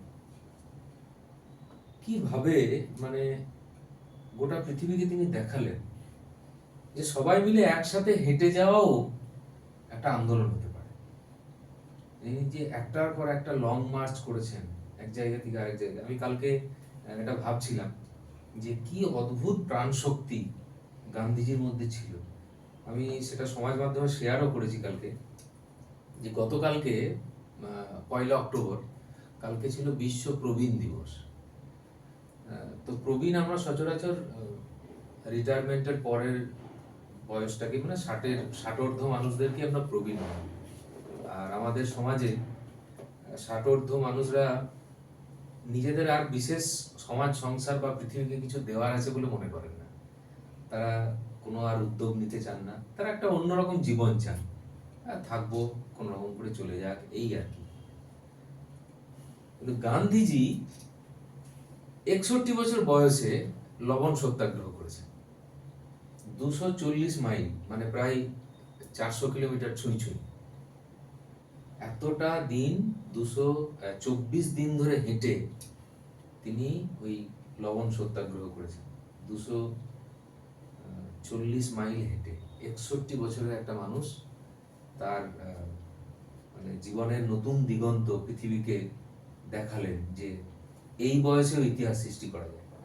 কিন্তু আমার প্রশ্নটা অন্য জায়গায়। আমি যে গান্ধীজির প্রাণ শক্তি নিয়ে কথা বলছিলাম, আমরা নিশ্চয়ই তার সমকক্ষ নই, আমরা সাধারণ মানুষরা তার সমকক্ষ নই, কিন্তু এই যে একটা আমাদের সাধারণভাবে আমরা যে একটা অ্যাটিটিউড রাখি যে আরে বাবা আমার 60 বছর বয়স হয়ে গেছে বা 70 বয়স হয়ে গেছে, আর কি করব, আর কিছু করার নেই। কিন্তু গান্ধীজির কাছ থেকে ওইটুকু, গান্ধীজির আদর্শ যদি আমরা মেনে নাও নিই, আমরা যদি গান্ধীজির আদর্শকে সর্বতভাবে মেনে নিতে নাও পারি, তবুও আমরা অন্তত এটুকু মানতে পারি যে একটা 61 বছর বয়সে একটা মানুষ 400 কিলোমিটারের কাছাকাছি রাস্তা হেঁটে প্রবল ব্রিটিশদের প্রতিপক্ষের বিরুদ্ধে নিজের বিরোধিতার বার্তা দিতে পেরেছে, ইতিহাস সৃষ্টি করেছে। তো আমরাও যে কোনো বয়সে নতুন কিছু করতে পারি, নতুন কিছু শিখতে পারি, নতুনভাবে বাঁচা শুরু করতে পারি। এই প্রাণ শক্তিটাও একটা মানে সত্য, ন্যায়, অহিংসা, এইগুলোর যেমন মূর্ত প্রতীক গান্ধীজি, তেমনি প্রবল প্রাণ শক্তি এবং যে স্ট্যামিনা বা উদ্যম, উৎসাহ, একটা ইনডমিটেবল স্পিরিট ইংরেজিতে বললে, গান্ধীজি তারও কিন্তু একটা মহিরুহের মতো। আমরা কথা বলছিলাম আজকে গান্ধীজির 156তম জন্মদিবস উপলক্ষে, তাকে নিয়ে আমরা একটু চর্চা করার চেষ্টা করছি। গান্ধীজির সারা জীবন বলতে গেলে সমুদ্রের মতো, সেখান থেকে আমরা কিছু কিছু জায়গা ছোঁবার চেষ্টা করছি। সময় হয়ে গেছে একটা বিরতি নেওয়ার, আমরা আবার ফিরে আসব। আমাদের সঙ্গে থাকুন, গীতাঞ্জলি রেডিও 90.4 FM এর সঙ্গে থাকুন। ফিরে আসছি একটা ছোট্ট বিরতির পর।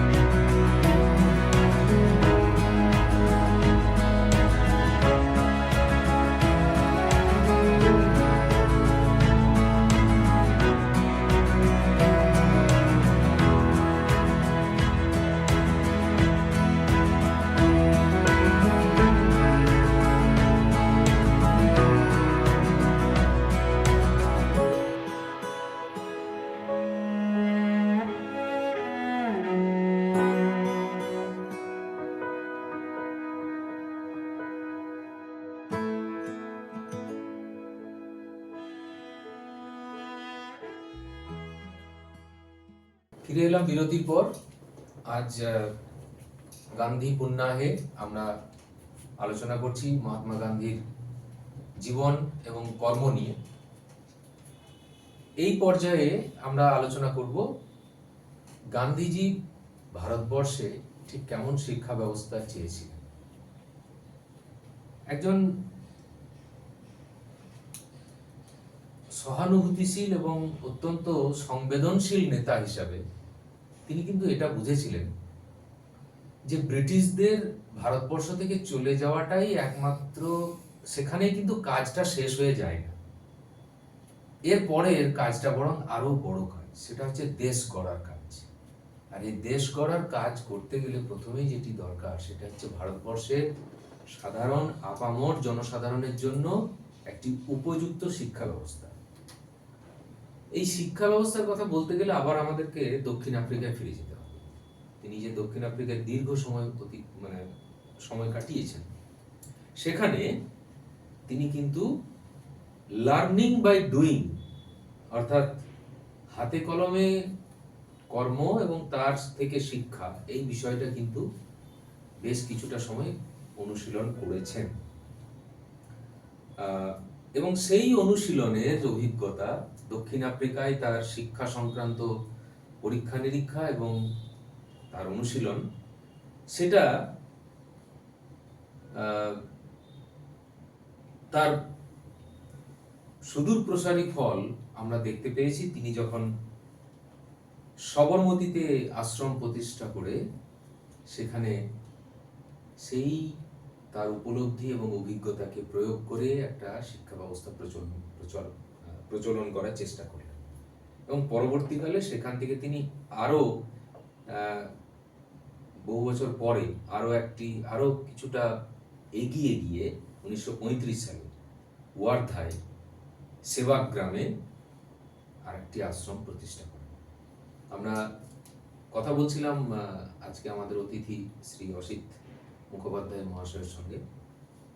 অসিত বাবু, আমরা এই দক্ষিণ আফ্রিকা থেকে তার যে শিক্ষা সম্পর্কে ধারণা তিনি যে লাভ করলেন, তাদেরকে পড়াতে গিয়ে বা তাদের সম্পর্কে, তাদের শিক্ষা নিয়ে ভাবনা চিন্তা করতে গিয়ে, সেটি তিনি ভারতবর্ষে কিভাবে প্রচলন করতে বা প্রয়োগ করতে চেয়েছিলেন? এটা একটা গুরুত্বপূর্ণ প্রশ্ন যে মহাত্মা গান্ধী তার শিক্ষা ভাবনা, এটা আমাদের শিক্ষা এবং মহাত্মা গান্ধী আসবো, তাহলে আমরা একটা জিনিস আলোচনা করতে চাই। এই যে শিক্ষা করি, শিক্ষা তো সবই শিক্ষা। আমরা যদি প্রাচীন যুগে যাই, আমাদের যদি ভারতবর্ষে যে শিক্ষা, বিশেষ করে বৈদিক শিক্ষা, গুরুকুল শিক্ষা, সেখানে শিক্ষা বলছে অন্ধকার থেকে দীপ শিক্ষা, অন্ধকার থেকে আলো জ্বলে না। আবার যদি গোটা ওয়ার্ল্ডে যাই, যেমন সক্রেটিস, প্লেটো, অ্যারিস্টটল, সেখান থেকে আমরা শিক্ষা নিতে পারি, যেটা আদত্ত দরকার। এখানে আমরা একটা অপরের সঙ্গে হলেও একঘেয়েমি যেতে না লাগে, তাদের শিক্ষাটা বলছি কীরকমভাবে ম্যানেজ করে। সক্রেটিস তার ছাত্রদের পড়াচ্ছেন, আর ওনার স্ত্রী সক্রেটিসের সঙ্গে খুব ঝগড়া করছে। আমরা ওটা কী করবো? ওয়াইফের সঙ্গে ঝগড়া লেগে যাবে, আর ছাত্রছাত্রীগুলো হাসতে লাগবে। সক্রেটিস পড়িয়ে যাচ্ছে, যখন দেখলে কোনো উত্তর দিচ্ছে না, তখন সক্রেটিসের ওয়াইফ কী করলো, পাশে এক বালতি জল ছিল, মাথায় ঢেলে দিল সক্রেটিস। আমরা হলে কী হতাম? করে রেখে যেতাম। সক্রেটিস কী বললেন যে এতক্ষণ গর্জন হলো, এবার বৃষ্টি বর্ষণ। মানে কত কঠিন জিনিসটা, কত কঠিন। আবার যদি অ্যারিস্টটলে যায়, উনি খুব সহজ বলছে যে সুস্থ দেহে সুস্থ মন তৈরি করা। দেহ যদি সুস্থ না থাকে, মন হবে। তো এরকম বিভিন্ন দার্শনে অনেক কথা বলে যে ব্লক, হার্পার পেন্সার তো বিবেকানন্দের সঙ্গে চিঠি আদান প্রদান হচ্ছে। তা অনেক কি আনা যাবে, তত তো সময় না আমাদের, যেহেতু বিষয় হচ্ছে মহাত্মা গান্ধী। কিন্তু শিক্ষার কোনো সার্বিক সংজ্ঞা বা ডেফিনেশন নাই। তবে বিবেকানন্দের সংজ্ঞা ডেফিনেশন অনেকে মানে যে education is the manifestation of perfection already man, যেরকম আমাদের মধ্যেই সব আছে, সেটাকে বিকশিত করা। যেটা আগে আমি বলছিলাম, যেটা নেপোলিয়ন বলেছে যে মানে পারি না, এই কথাটা কোনো ডিকশনারি থাকতে পারে না, সবই সম্ভব। কিন্তু সেটা মন হচ্ছে সবচেয়ে বড় শক্তি। এই মনটা তৈরি করেছিলেন মহাত্মা গান্ধী। এই যে কখনো অসহ্য আন্দোলন করছে, কখনো উম, আহ, অহিংসা সত্যাগ্রহ করছে বা বিভিন্নভাবে আন্দোলন করছে, প্রতিবাদ করছে অন্যভাবে, তাহলে এতে কি হবে? বা কখনো ওই যে স্যার বললেন যে লবণ আইন ভঙ্গ করতে সবরমতী আশ্রম থেকে মাইলের পর মাইল হেঁটে আছে, এতে এটা কি সম্ভব? না সম্ভব। এটা কি করেছেন? এর মাধ্যমে অত্যাচারী শাসককে একটা শিক্ষা দিচ্ছে, যাতে তাদের অত্যাচারী মনোভাব দূর হয়ে যায়।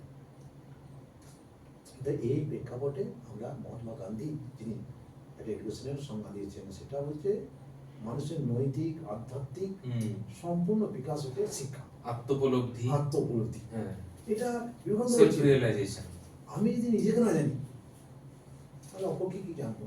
শিক্ষার কি, আমি কে, কোথা থেকে এসেছি? বা শিক্ষার সঙ্গে দর্শনের একটা গভীর সম্পর্কযুক্ত। শুধু দর্শন নয়, গান্ধীজি এই মানে যে মূল্যবোধের শিক্ষা, হ্যাঁ। সেই মূল্যবোধের শিক্ষাটাকে তিনি কিন্তু ধর্মগ্রন্থ থেকে মানে ধর্ম শিক্ষার সঙ্গে যোগ করে প্রয়োগ করতে চেয়েছিলেন।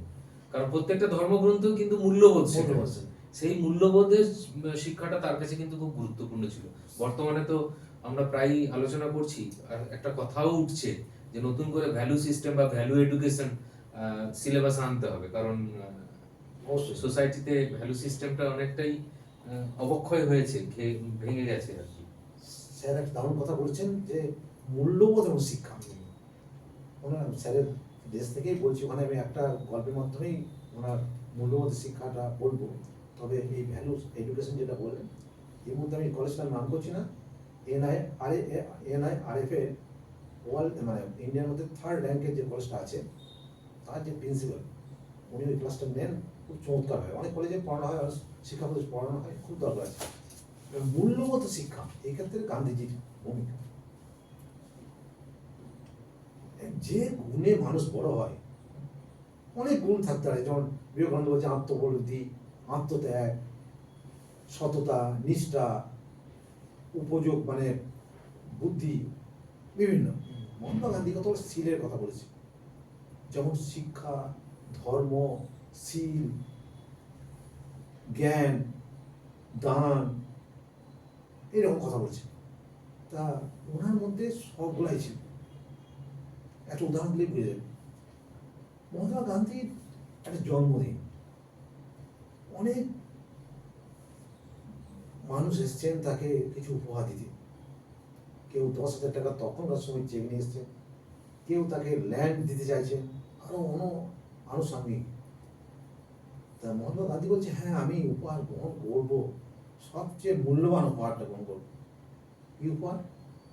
একটা দরিদ্র মানুষ, তিনি জীবনে যা ইনকাম করেছেন সামান্য কর টাকা, সেটাই মহাত্মা গান্ধীকে দিতে চেয়েছে। তা মহাত্মা গান্ধী বললো, এটাই আমার কাছে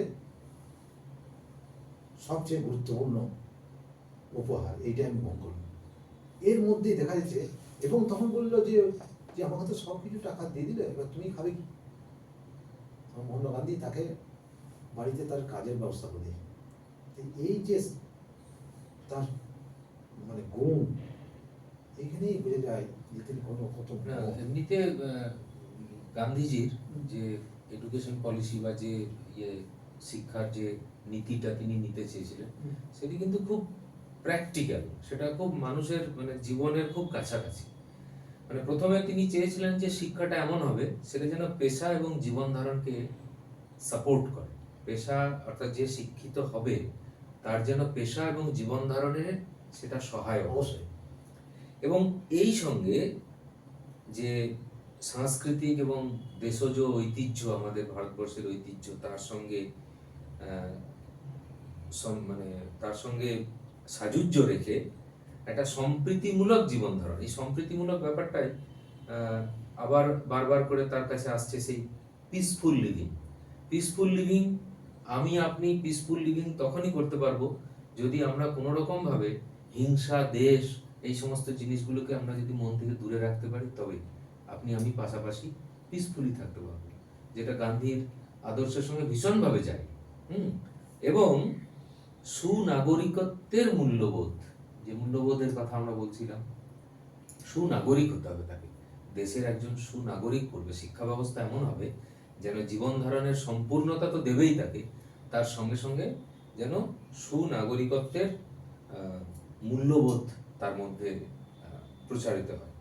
এখন এই যে নীতিগুলো তিনি বললেন, তিনি তার পদ্ধতিও বলে দিয়েছেন যে আমরা এগুলো কিভাবে অ্যাচিভ করতে পারি, কিভাবে আমরা এগুলো অর্জন করতে পারি। এবং যে যে পরামর্শগুলি, যে নীতিগুলি তিনি সেই সময় বলেছিলেন বা তিনি বলেছেন, সেইগুলো বর্তমান শিক্ষা ব্যবস্থায় আজও প্রাসঙ্গিক। আমি কতগুলো বিষয় বলছি, যেমন বাধ্যতামূলক এবং অবৈতনিক শিক্ষা ব্যবস্থা তিনি কিন্তু বলে গেছেন, যেটি এখন প্রাইমারি শিক্ষা ব্যবস্থায় আছে। ব্যবহারিক শিক্ষা, যেটা আমরা একটু আগে আলোচনা করলাম, যে দক্ষিণ আফ্রিকায় তিনি করেছিলেন ক্রাফট সেন্টার্ড এডুকেশন পলিসি। আর এইগুলো থেকে শিশু কি কি গুণ অর্জন করবে, কি কি তার লাভ হবে, না সেই শিশু হবে স্বনির্ভর, স্বাবলম্বী এবং স্বসহায়ক, অর্থাৎ সে নিজেই সেলফ সাফিসিয়েন্ট, ইংরেজিতে যদি বলি সেলফ সাফিসিয়েন্ট, নিজেই নিজেকে সাপোর্ট করতে পারবে, তার কিন্তু অন্যের প্রতি খুব একটা পরনির্ভরতা আসবে না। আর আরেকটা জিনিস যেটা ভীষণভাবে গুরুত্বপূর্ণ, তিনি মাতৃভাষায় শিক্ষার কিন্তু দারুণ জোর দিয়েছিলেন। কারণ বর্তমানে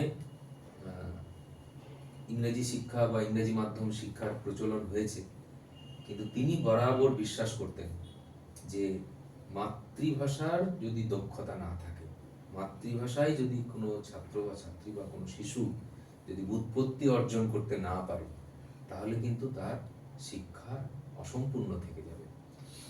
এবং পাঠ্যক্রম যেটা হতে চাই সেটা হচ্ছে শিশুর পরিবেশের সঙ্গে সামঞ্জস্যপূর্ণ, অর্থাৎ দেশ, জনসাধারণ, জীবনযাত্রা, ভৌগোলিক এবং সামাজিক পরিবেশ ইত্যাদির সঙ্গে মিলেমিশে যেন তার সিলেবাসটা বা তার কারিকুলামটা তৈরি হয়। আর যেটা বলা হচ্ছে ওই পদ্ধতি, যে অ্যাক্টিভিটি বেসড, এখন দেখবেন অ্যাক্টিভিটি বেসড পড়াশোনার সিলেবাসটা বর্তমান পশ্চিমবঙ্গ সরকারও সেরকম হাতে কলমে করার বই নিয়ে এসছেন। এখন যে নিচু ক্লাসে আপনি যদি বিজ্ঞানের বই বা ইতিহাসের বই পড়েন, তো দেখবেন সেগুলো ভীষণভাবে অ্যাক্টিভিটি বেসড। ইংরেজিগুলো তো, ইংরেজি সাবজেক্ট তো অবশ্যই, এই ইংরেজি সাবজেক্ট বা অন্য যে কোনো সাবজেক্ট ভীষণভাবে অ্যাক্টিভিটি বেসড, অর্থাৎ হাতে কলমে করে একজন শিশু, একটা ছাত্র বা ছাত্রী সেই বিষয়টাকে রপ্ত করবে। আর যেটা হচ্ছে সেটা হচ্ছে প্রত্যেকটা সাবজেক্ট কিন্তু কোনো আলাদা বিচ্ছিন্ন বিষয় না, যেটা তিনি কোরিলেশনের মাধ্যমে শেখাতে চেয়েছিলেন। মানুষের জীবন যেমন হবে, আমরা যেমন কেউ মানে সমাজে একটা বিচ্ছিন্ন দ্বীপের মতন বসবাস করতে পারি না, আমাদেরকে আমাদের পাশের বাড়ি বা আমাদের পাড়া প্রতিবেশী বা আমার সমাজের বিভিন্ন মানুষের সঙ্গে আমাকে কোরিলেশন রেখে চলতে হয়, পিসফুল লিভিং, সত্য, ন্যায়, এগুলো নিয়ে। ঠিক তেমনি আমাদের পড়ার বিষয়গুলোও হবে একটার সঙ্গে একটা কোরিলেটেড, যাতে করে সামগ্রিক একটা ধারণা তার মধ্যে আসে। অর্থাৎ ইতিহাস পড়ছে তার মানে সে বিজ্ঞান সম্পর্কে কিছু জানবে না তা নয়, ইতিহাসের মধ্যে বিজ্ঞান থাকবে, বিজ্ঞানের মধ্যে ইতিহাস থাকবে, একটা ভাষার মধ্যে আরেকটা ভাষা থাকবে, প্রথম ভাষার মধ্যে দ্বিতীয় ভাষা থাকবে। তো এই বিষয়গুলো তিনি কিন্তু আনতে চেয়েছিলেন। আর আমরা কি বলে, গান্ধীজি যে আইডিয়াটা আমাদেরকে দিয়েছিলেন, সেটাকে আমাদের ইংরেজি ট্রান্সলেশনে বলা হয়েছে এইভাবে, যেটা ন্যাশনাল এডুকেশন পলিসি 2020, জাতীয় শিক্ষানীতি 2020 সালে যেটি প্রবর্তন হয়েছে, সেখানে গান্ধীজির প্রত্যেকটি বিষয়, মানে তার শিক্ষানীতির প্রত্যেকটা বিষয় দারুণভাবে প্রতিফলিত হয়েছে। যেমন এডুকেশনাল থিওরি হবে এমন যে knowledge and work must never be separated, অর্থাৎ নলেজ এবং ওয়ার্ক, আমি বই পড়লাম একরকম, কাজ করলাম আর একরকম, কাজের জ্ঞান আলাদা, ব্যবহারিক জ্ঞান আলাদা, বইয়ের স্কলার বা টেক্সট বুক নলেজ আলাদা না, এটা কিন্তু গান্ধীজি একদম চান। তিনি চেয়েছেন বইয়ে তেমনটিই থাকবে যেটি ব্যবহারিক জীবনে থাকে, এবং দুটির মধ্যে কোরিলেশনে ছাত্রছাত্রী সেটা শিখবে। আর আরেকটা জিনিস 1937 সালে, হ্যাঁ 1937 সালে যেটা তিনি বলতে চেয়েছিলেন, ওই ভোকেশনালাইজেশন অফ স্কুল এডুকেশন। এই ভোকেশনালাইজেশন অফ স্কুল এডুকেশন কিন্তু আমাদের জাতীয় শিক্ষানীতি 2020-তে একটা ভীষণ গুরুত্বপূর্ণ পয়েন্ট যেটা কেন্দ্রীয় সরকার নিয়ে এসেছে। হ্যাঁ, তো এই গান্ধীজির এডুকেশন ফিলোসফি সেই জন্য একই সঙ্গে খুব ট্র্যাডিশনাল ইন দ্য সেন্স যে ভারতবর্ষের সব যে প্রাচীন ঐতিহ্য তার থেকে কিন্তু সেখানে কিন্তু শেকড়টা থাকবে, কিন্তু তার গাছপালা, তার ফল, তার শাখা প্রশাখা আকাশ ছুঁয়ে যাবে। অর্থাৎ একই সঙ্গে ট্র্যাডিশনাল হবে, আবার সেটি আধুনিকও হবে। আধুনিক এবং আহ, প্রাচীন ঐতিহ্য যেন একটার সঙ্গে একটা শিক্ষা ব্যবস্থা দিয়ে যোগসূত্র করা থাকবে। আমি আধুনিক হচ্ছি, আধুনিক শিক্ষা ব্যবস্থা, তার মানে আমি কিন্তু প্রাচীন ঐতিহ্য থেকে আমি কখনোই সরে যাব না। আপনি যেটা বলতে চাইছেন। বলছি, যেটা বললেন ওইটা একটা অ্যাড করে দিচ্ছি। হুম, যেমন 1688 খ্রিস্টাব্দে ইংল্যান্ডে গৌরব বিপ্লব হলো, তো মানে রাজারানীর শাসন শেষ হয়ে গেল 1688-তে গ্লোরিয়াস রেভলিউশন বলে যেটাকে। কিন্তু ইংরেজরা এত আধুনিক অথচ পুরোনোকে বাদ দিয়ে নয়, হুম, তারা রাজারানীর সেই সম্মান এখন রাখেছে পথ। তা এই জিনিসটা পুরো মানে বিবেকানন্দকে জিজ্ঞেস করা হয়েছিল মানুষের দুঃখ এত কেন, কারণ কি? বলছে আমরা ঐতিহ্য থেকে সরে যাচ্ছি। ঠিক, অনেক ব্যাপার। ঠিক। যাই হোক, স্যার যেটা বললেন বুনিয়াদী শিক্ষা, বেসিক এডুকেশন, এইটা আমাদের একটু আলোচনা করা যেতে পারে। 1935 সালে ভারত শাসন আইন হলো এবং তখন বলা হয়েছিল ভারতেরকে কিছু স্বায়ত্তশাসন দেওয়া হবে। এর পরিপ্রেক্ষিতে 1937 সালে নির্বাচন হয় এবং কংগ্রেস এককভাবে 7টা রাজ্য আর জয়েন্টভাবে আরও কয়েকটা নিয়ে 11টা রাজ্যের ক্ষমতায় আসে। এবার শিক্ষা তো কংগ্রেস বলেছিল যে অবৈতনিক সার্বজনীন প্রাথমিক শিক্ষা দিতে হবে, এখন শিক্ষার ভারটা পড়ে গেল এই সরকারের উপর। কিন্তু আর মাদকতা বৃদ্ধি, বেশিরভাগ ট্যাক্স আসে মাদকতা থেকে। এবার কি করা যায়? বিনা পয়সায় শিক্ষার কথা বলেছে, পয়সা কথা বিরাট মানে চিন্তার ব্যাপার। এই প্রেক্ষাপটে গান্ধীজি একটা কঠিন জিনিসকে সহজ করে দিলেন। 1937 সালের 31 জুলাই হরিজন পত্রিকাতে তিনি এই কর্মভিত্তিক শিক্ষার কথা বললেন, যেটা পরবর্তীকালে বেসিক এডুকেশন। এবার দেশে আলোড়ন সৃষ্টি করলো যে ছেলেরা ইনকাম করবে, ছেলেরা এই শিক্ষার টাকা জোগাড় করবে, এটা আবার কি শিক্ষা? এর পরিপ্রেক্ষিতে অক্টোবরের 22 তারিখ এরকম 22-24 তারিখে ওয়াদায় একটা সম্মেলন ডাকলেন এবং তার শিক্ষার ব্যাপারটা যে স্যার বললেন সেইটা হচ্ছে কর্মভিত্তিক শিক্ষা, অর্থাৎ স্কিম অফ এডুকেশন বলা হয় যেটাকে। সেইটা কথা তিনি বললেন যে হাতে কলমের শিক্ষা নেবে এবং তারা বাগানের কাজ করবে, কোনো হাতের জিনিস কিছু তৈরি করবে, সেগুলাই বিক্রি হবে, তার থেকে অর্থ উপার্জন হবে, প্লাস সেগুলাই থেকে শিক্ষার যে অর্থ সেটা চলে আসবে। আর যেটা স্যার বললেন যে সামঞ্জস্যপূর্ণ, মানে আমি পড়ছি আর কাজ করছি উল্টো, তার এবং জাকির হোসেনকে সভাপতি করে একটা কমিটি তৈরি করল এবং সেই কমিটি কাজ শুরু করলেন 1938 সালে। এবার শুরু হবে সেই বেসিক এডুকেশন, যেটা বুনিয়াদী শিক্ষা। কিন্তু দ্বিতীয় বিশ্বযুদ্ধ 1939 সালে শুরু হয়ে গেল, এটা ততটা কার্যকরী হলো না। সাবজেক্ট কথা স্যার তো বললেন। আর এখানে আরেকটা কথা আমরা বলেছি, যেটা সুভাষ এবং গান্ধীজির একটা দ্বন্দ্ব, যে কেউ কাউকে পছন্দ করতো না, কিন্তু একটা ভুলে গেলে চলবে না, সুভাষচন্দ্র বোসই মহাত্মা গান্ধীকে জাতির জনক হিসেবে আখ্যায়িত করেছেন। আজকে যে জাতির পিতা বলি বা সেটা কিন্তু সুভাষচন্দ্রের। তাহলে তারা কত বড় মহৎ, আমরা যতই সমালোচনা করি তাদের মধ্যে একটা ওই যে কোরিলেশন এবং সহমর্মিতা বা সহযোগিতা। এবার তো অনেক ওনাকে তো স্যার যেটা বললেন, সমুদ্রের লবণ মাপা একটা পুতুল, মানে লবণের পুতুল দেওয়া সম্ভব নয়, আমাদের অনেক ভুল ত্রুটি থাকতে পারে, আমরা ক্ষমা সুন্দর না আসলে আমার যেটা সেটাকে ব্যক্তিগতভাবে যেটা ধারণা, এই সুভাষচন্দ্র এবং গান্ধীজিকে নিয়ে যে বিতর্কটা হয়, আমার মনে হয় বিতর্ক হওয়া উচিত নয়। তার কারণ এই দুই পন্থা একে অপরকে সমৃদ্ধ করেছে। ভারতীয় স্বাধীনতাকে যদি আমরা একটা সম্পূর্ণ একটা দৃষ্টিতে দেখি, তাহলে সুভাষচন্দ্রের আন্দোলন এবং গান্ধীজির আন্দোলন একে দুভাবেই সমৃদ্ধ করেছে এবং একে অপরের পরিপূরক থেকেছে। আমরা আজকে আলোচনা করছিলাম গান্ধীজিকে নিয়ে, গান্ধীজির 156তম পূর্ণাহ আজকে। আমাদের সঙ্গে আজকে স্টুডিওয়ে উপস্থিত ছিলেন শ্রী অসিত কুমার মুখোপাধ্যায়। তিনি গীতাঞ্জলি স্কুল অফ এডুকেশন এবং গীতাঞ্জলি এডুকেশনাল ট্রাস্ট তার সঙ্গে যুক্ত। গান্ধীজি সম্পর্কে বলতে বলা মানে আলোচনা করা এই অল্প পরিসরে সম্ভব নয়। ওই যে বিজ্ঞানী আইজাক নিউটন বলেছিলেন যে আমি যেটুকু করেছি তা মহাসমুদ্রে মাত্র কয়েকটি নুড়ি সংগ্রহ করেছি। আজকেও যেন আমরা মহাত্মা গান্ধী বা মোহনদাস করমচাঁদ গান্ধী নামক সমুদ্রের তীরে এসে কয়েকটা নুড়ি কুড়িয়ে রাখার চেষ্টা করলাম। তার প্রবল বিস্তৃত জীবনের, তার একই সঙ্গে স্বাধীনতা সংগ্রামী, তার কর্ম, তার আধ্যাত্মিকতা, তার শিক্ষা চিন্তা সব কিছুকেই একটু একটু করে ছুঁয়ে যাওয়ার চেষ্টা করলাম। আশা করি দর্শক এবং শ্রোতাদের ভালো লাগবে। আজকের মতো আজকে অনুষ্ঠান আমরা এখানেই শেষ করছি। আমাদের সঙ্গে থাকুন, শুনতে থাকুন গীতাঞ্জলি রেডিও 90.4 FM। নমস্কার। আশিস বাবু, নমস্কার।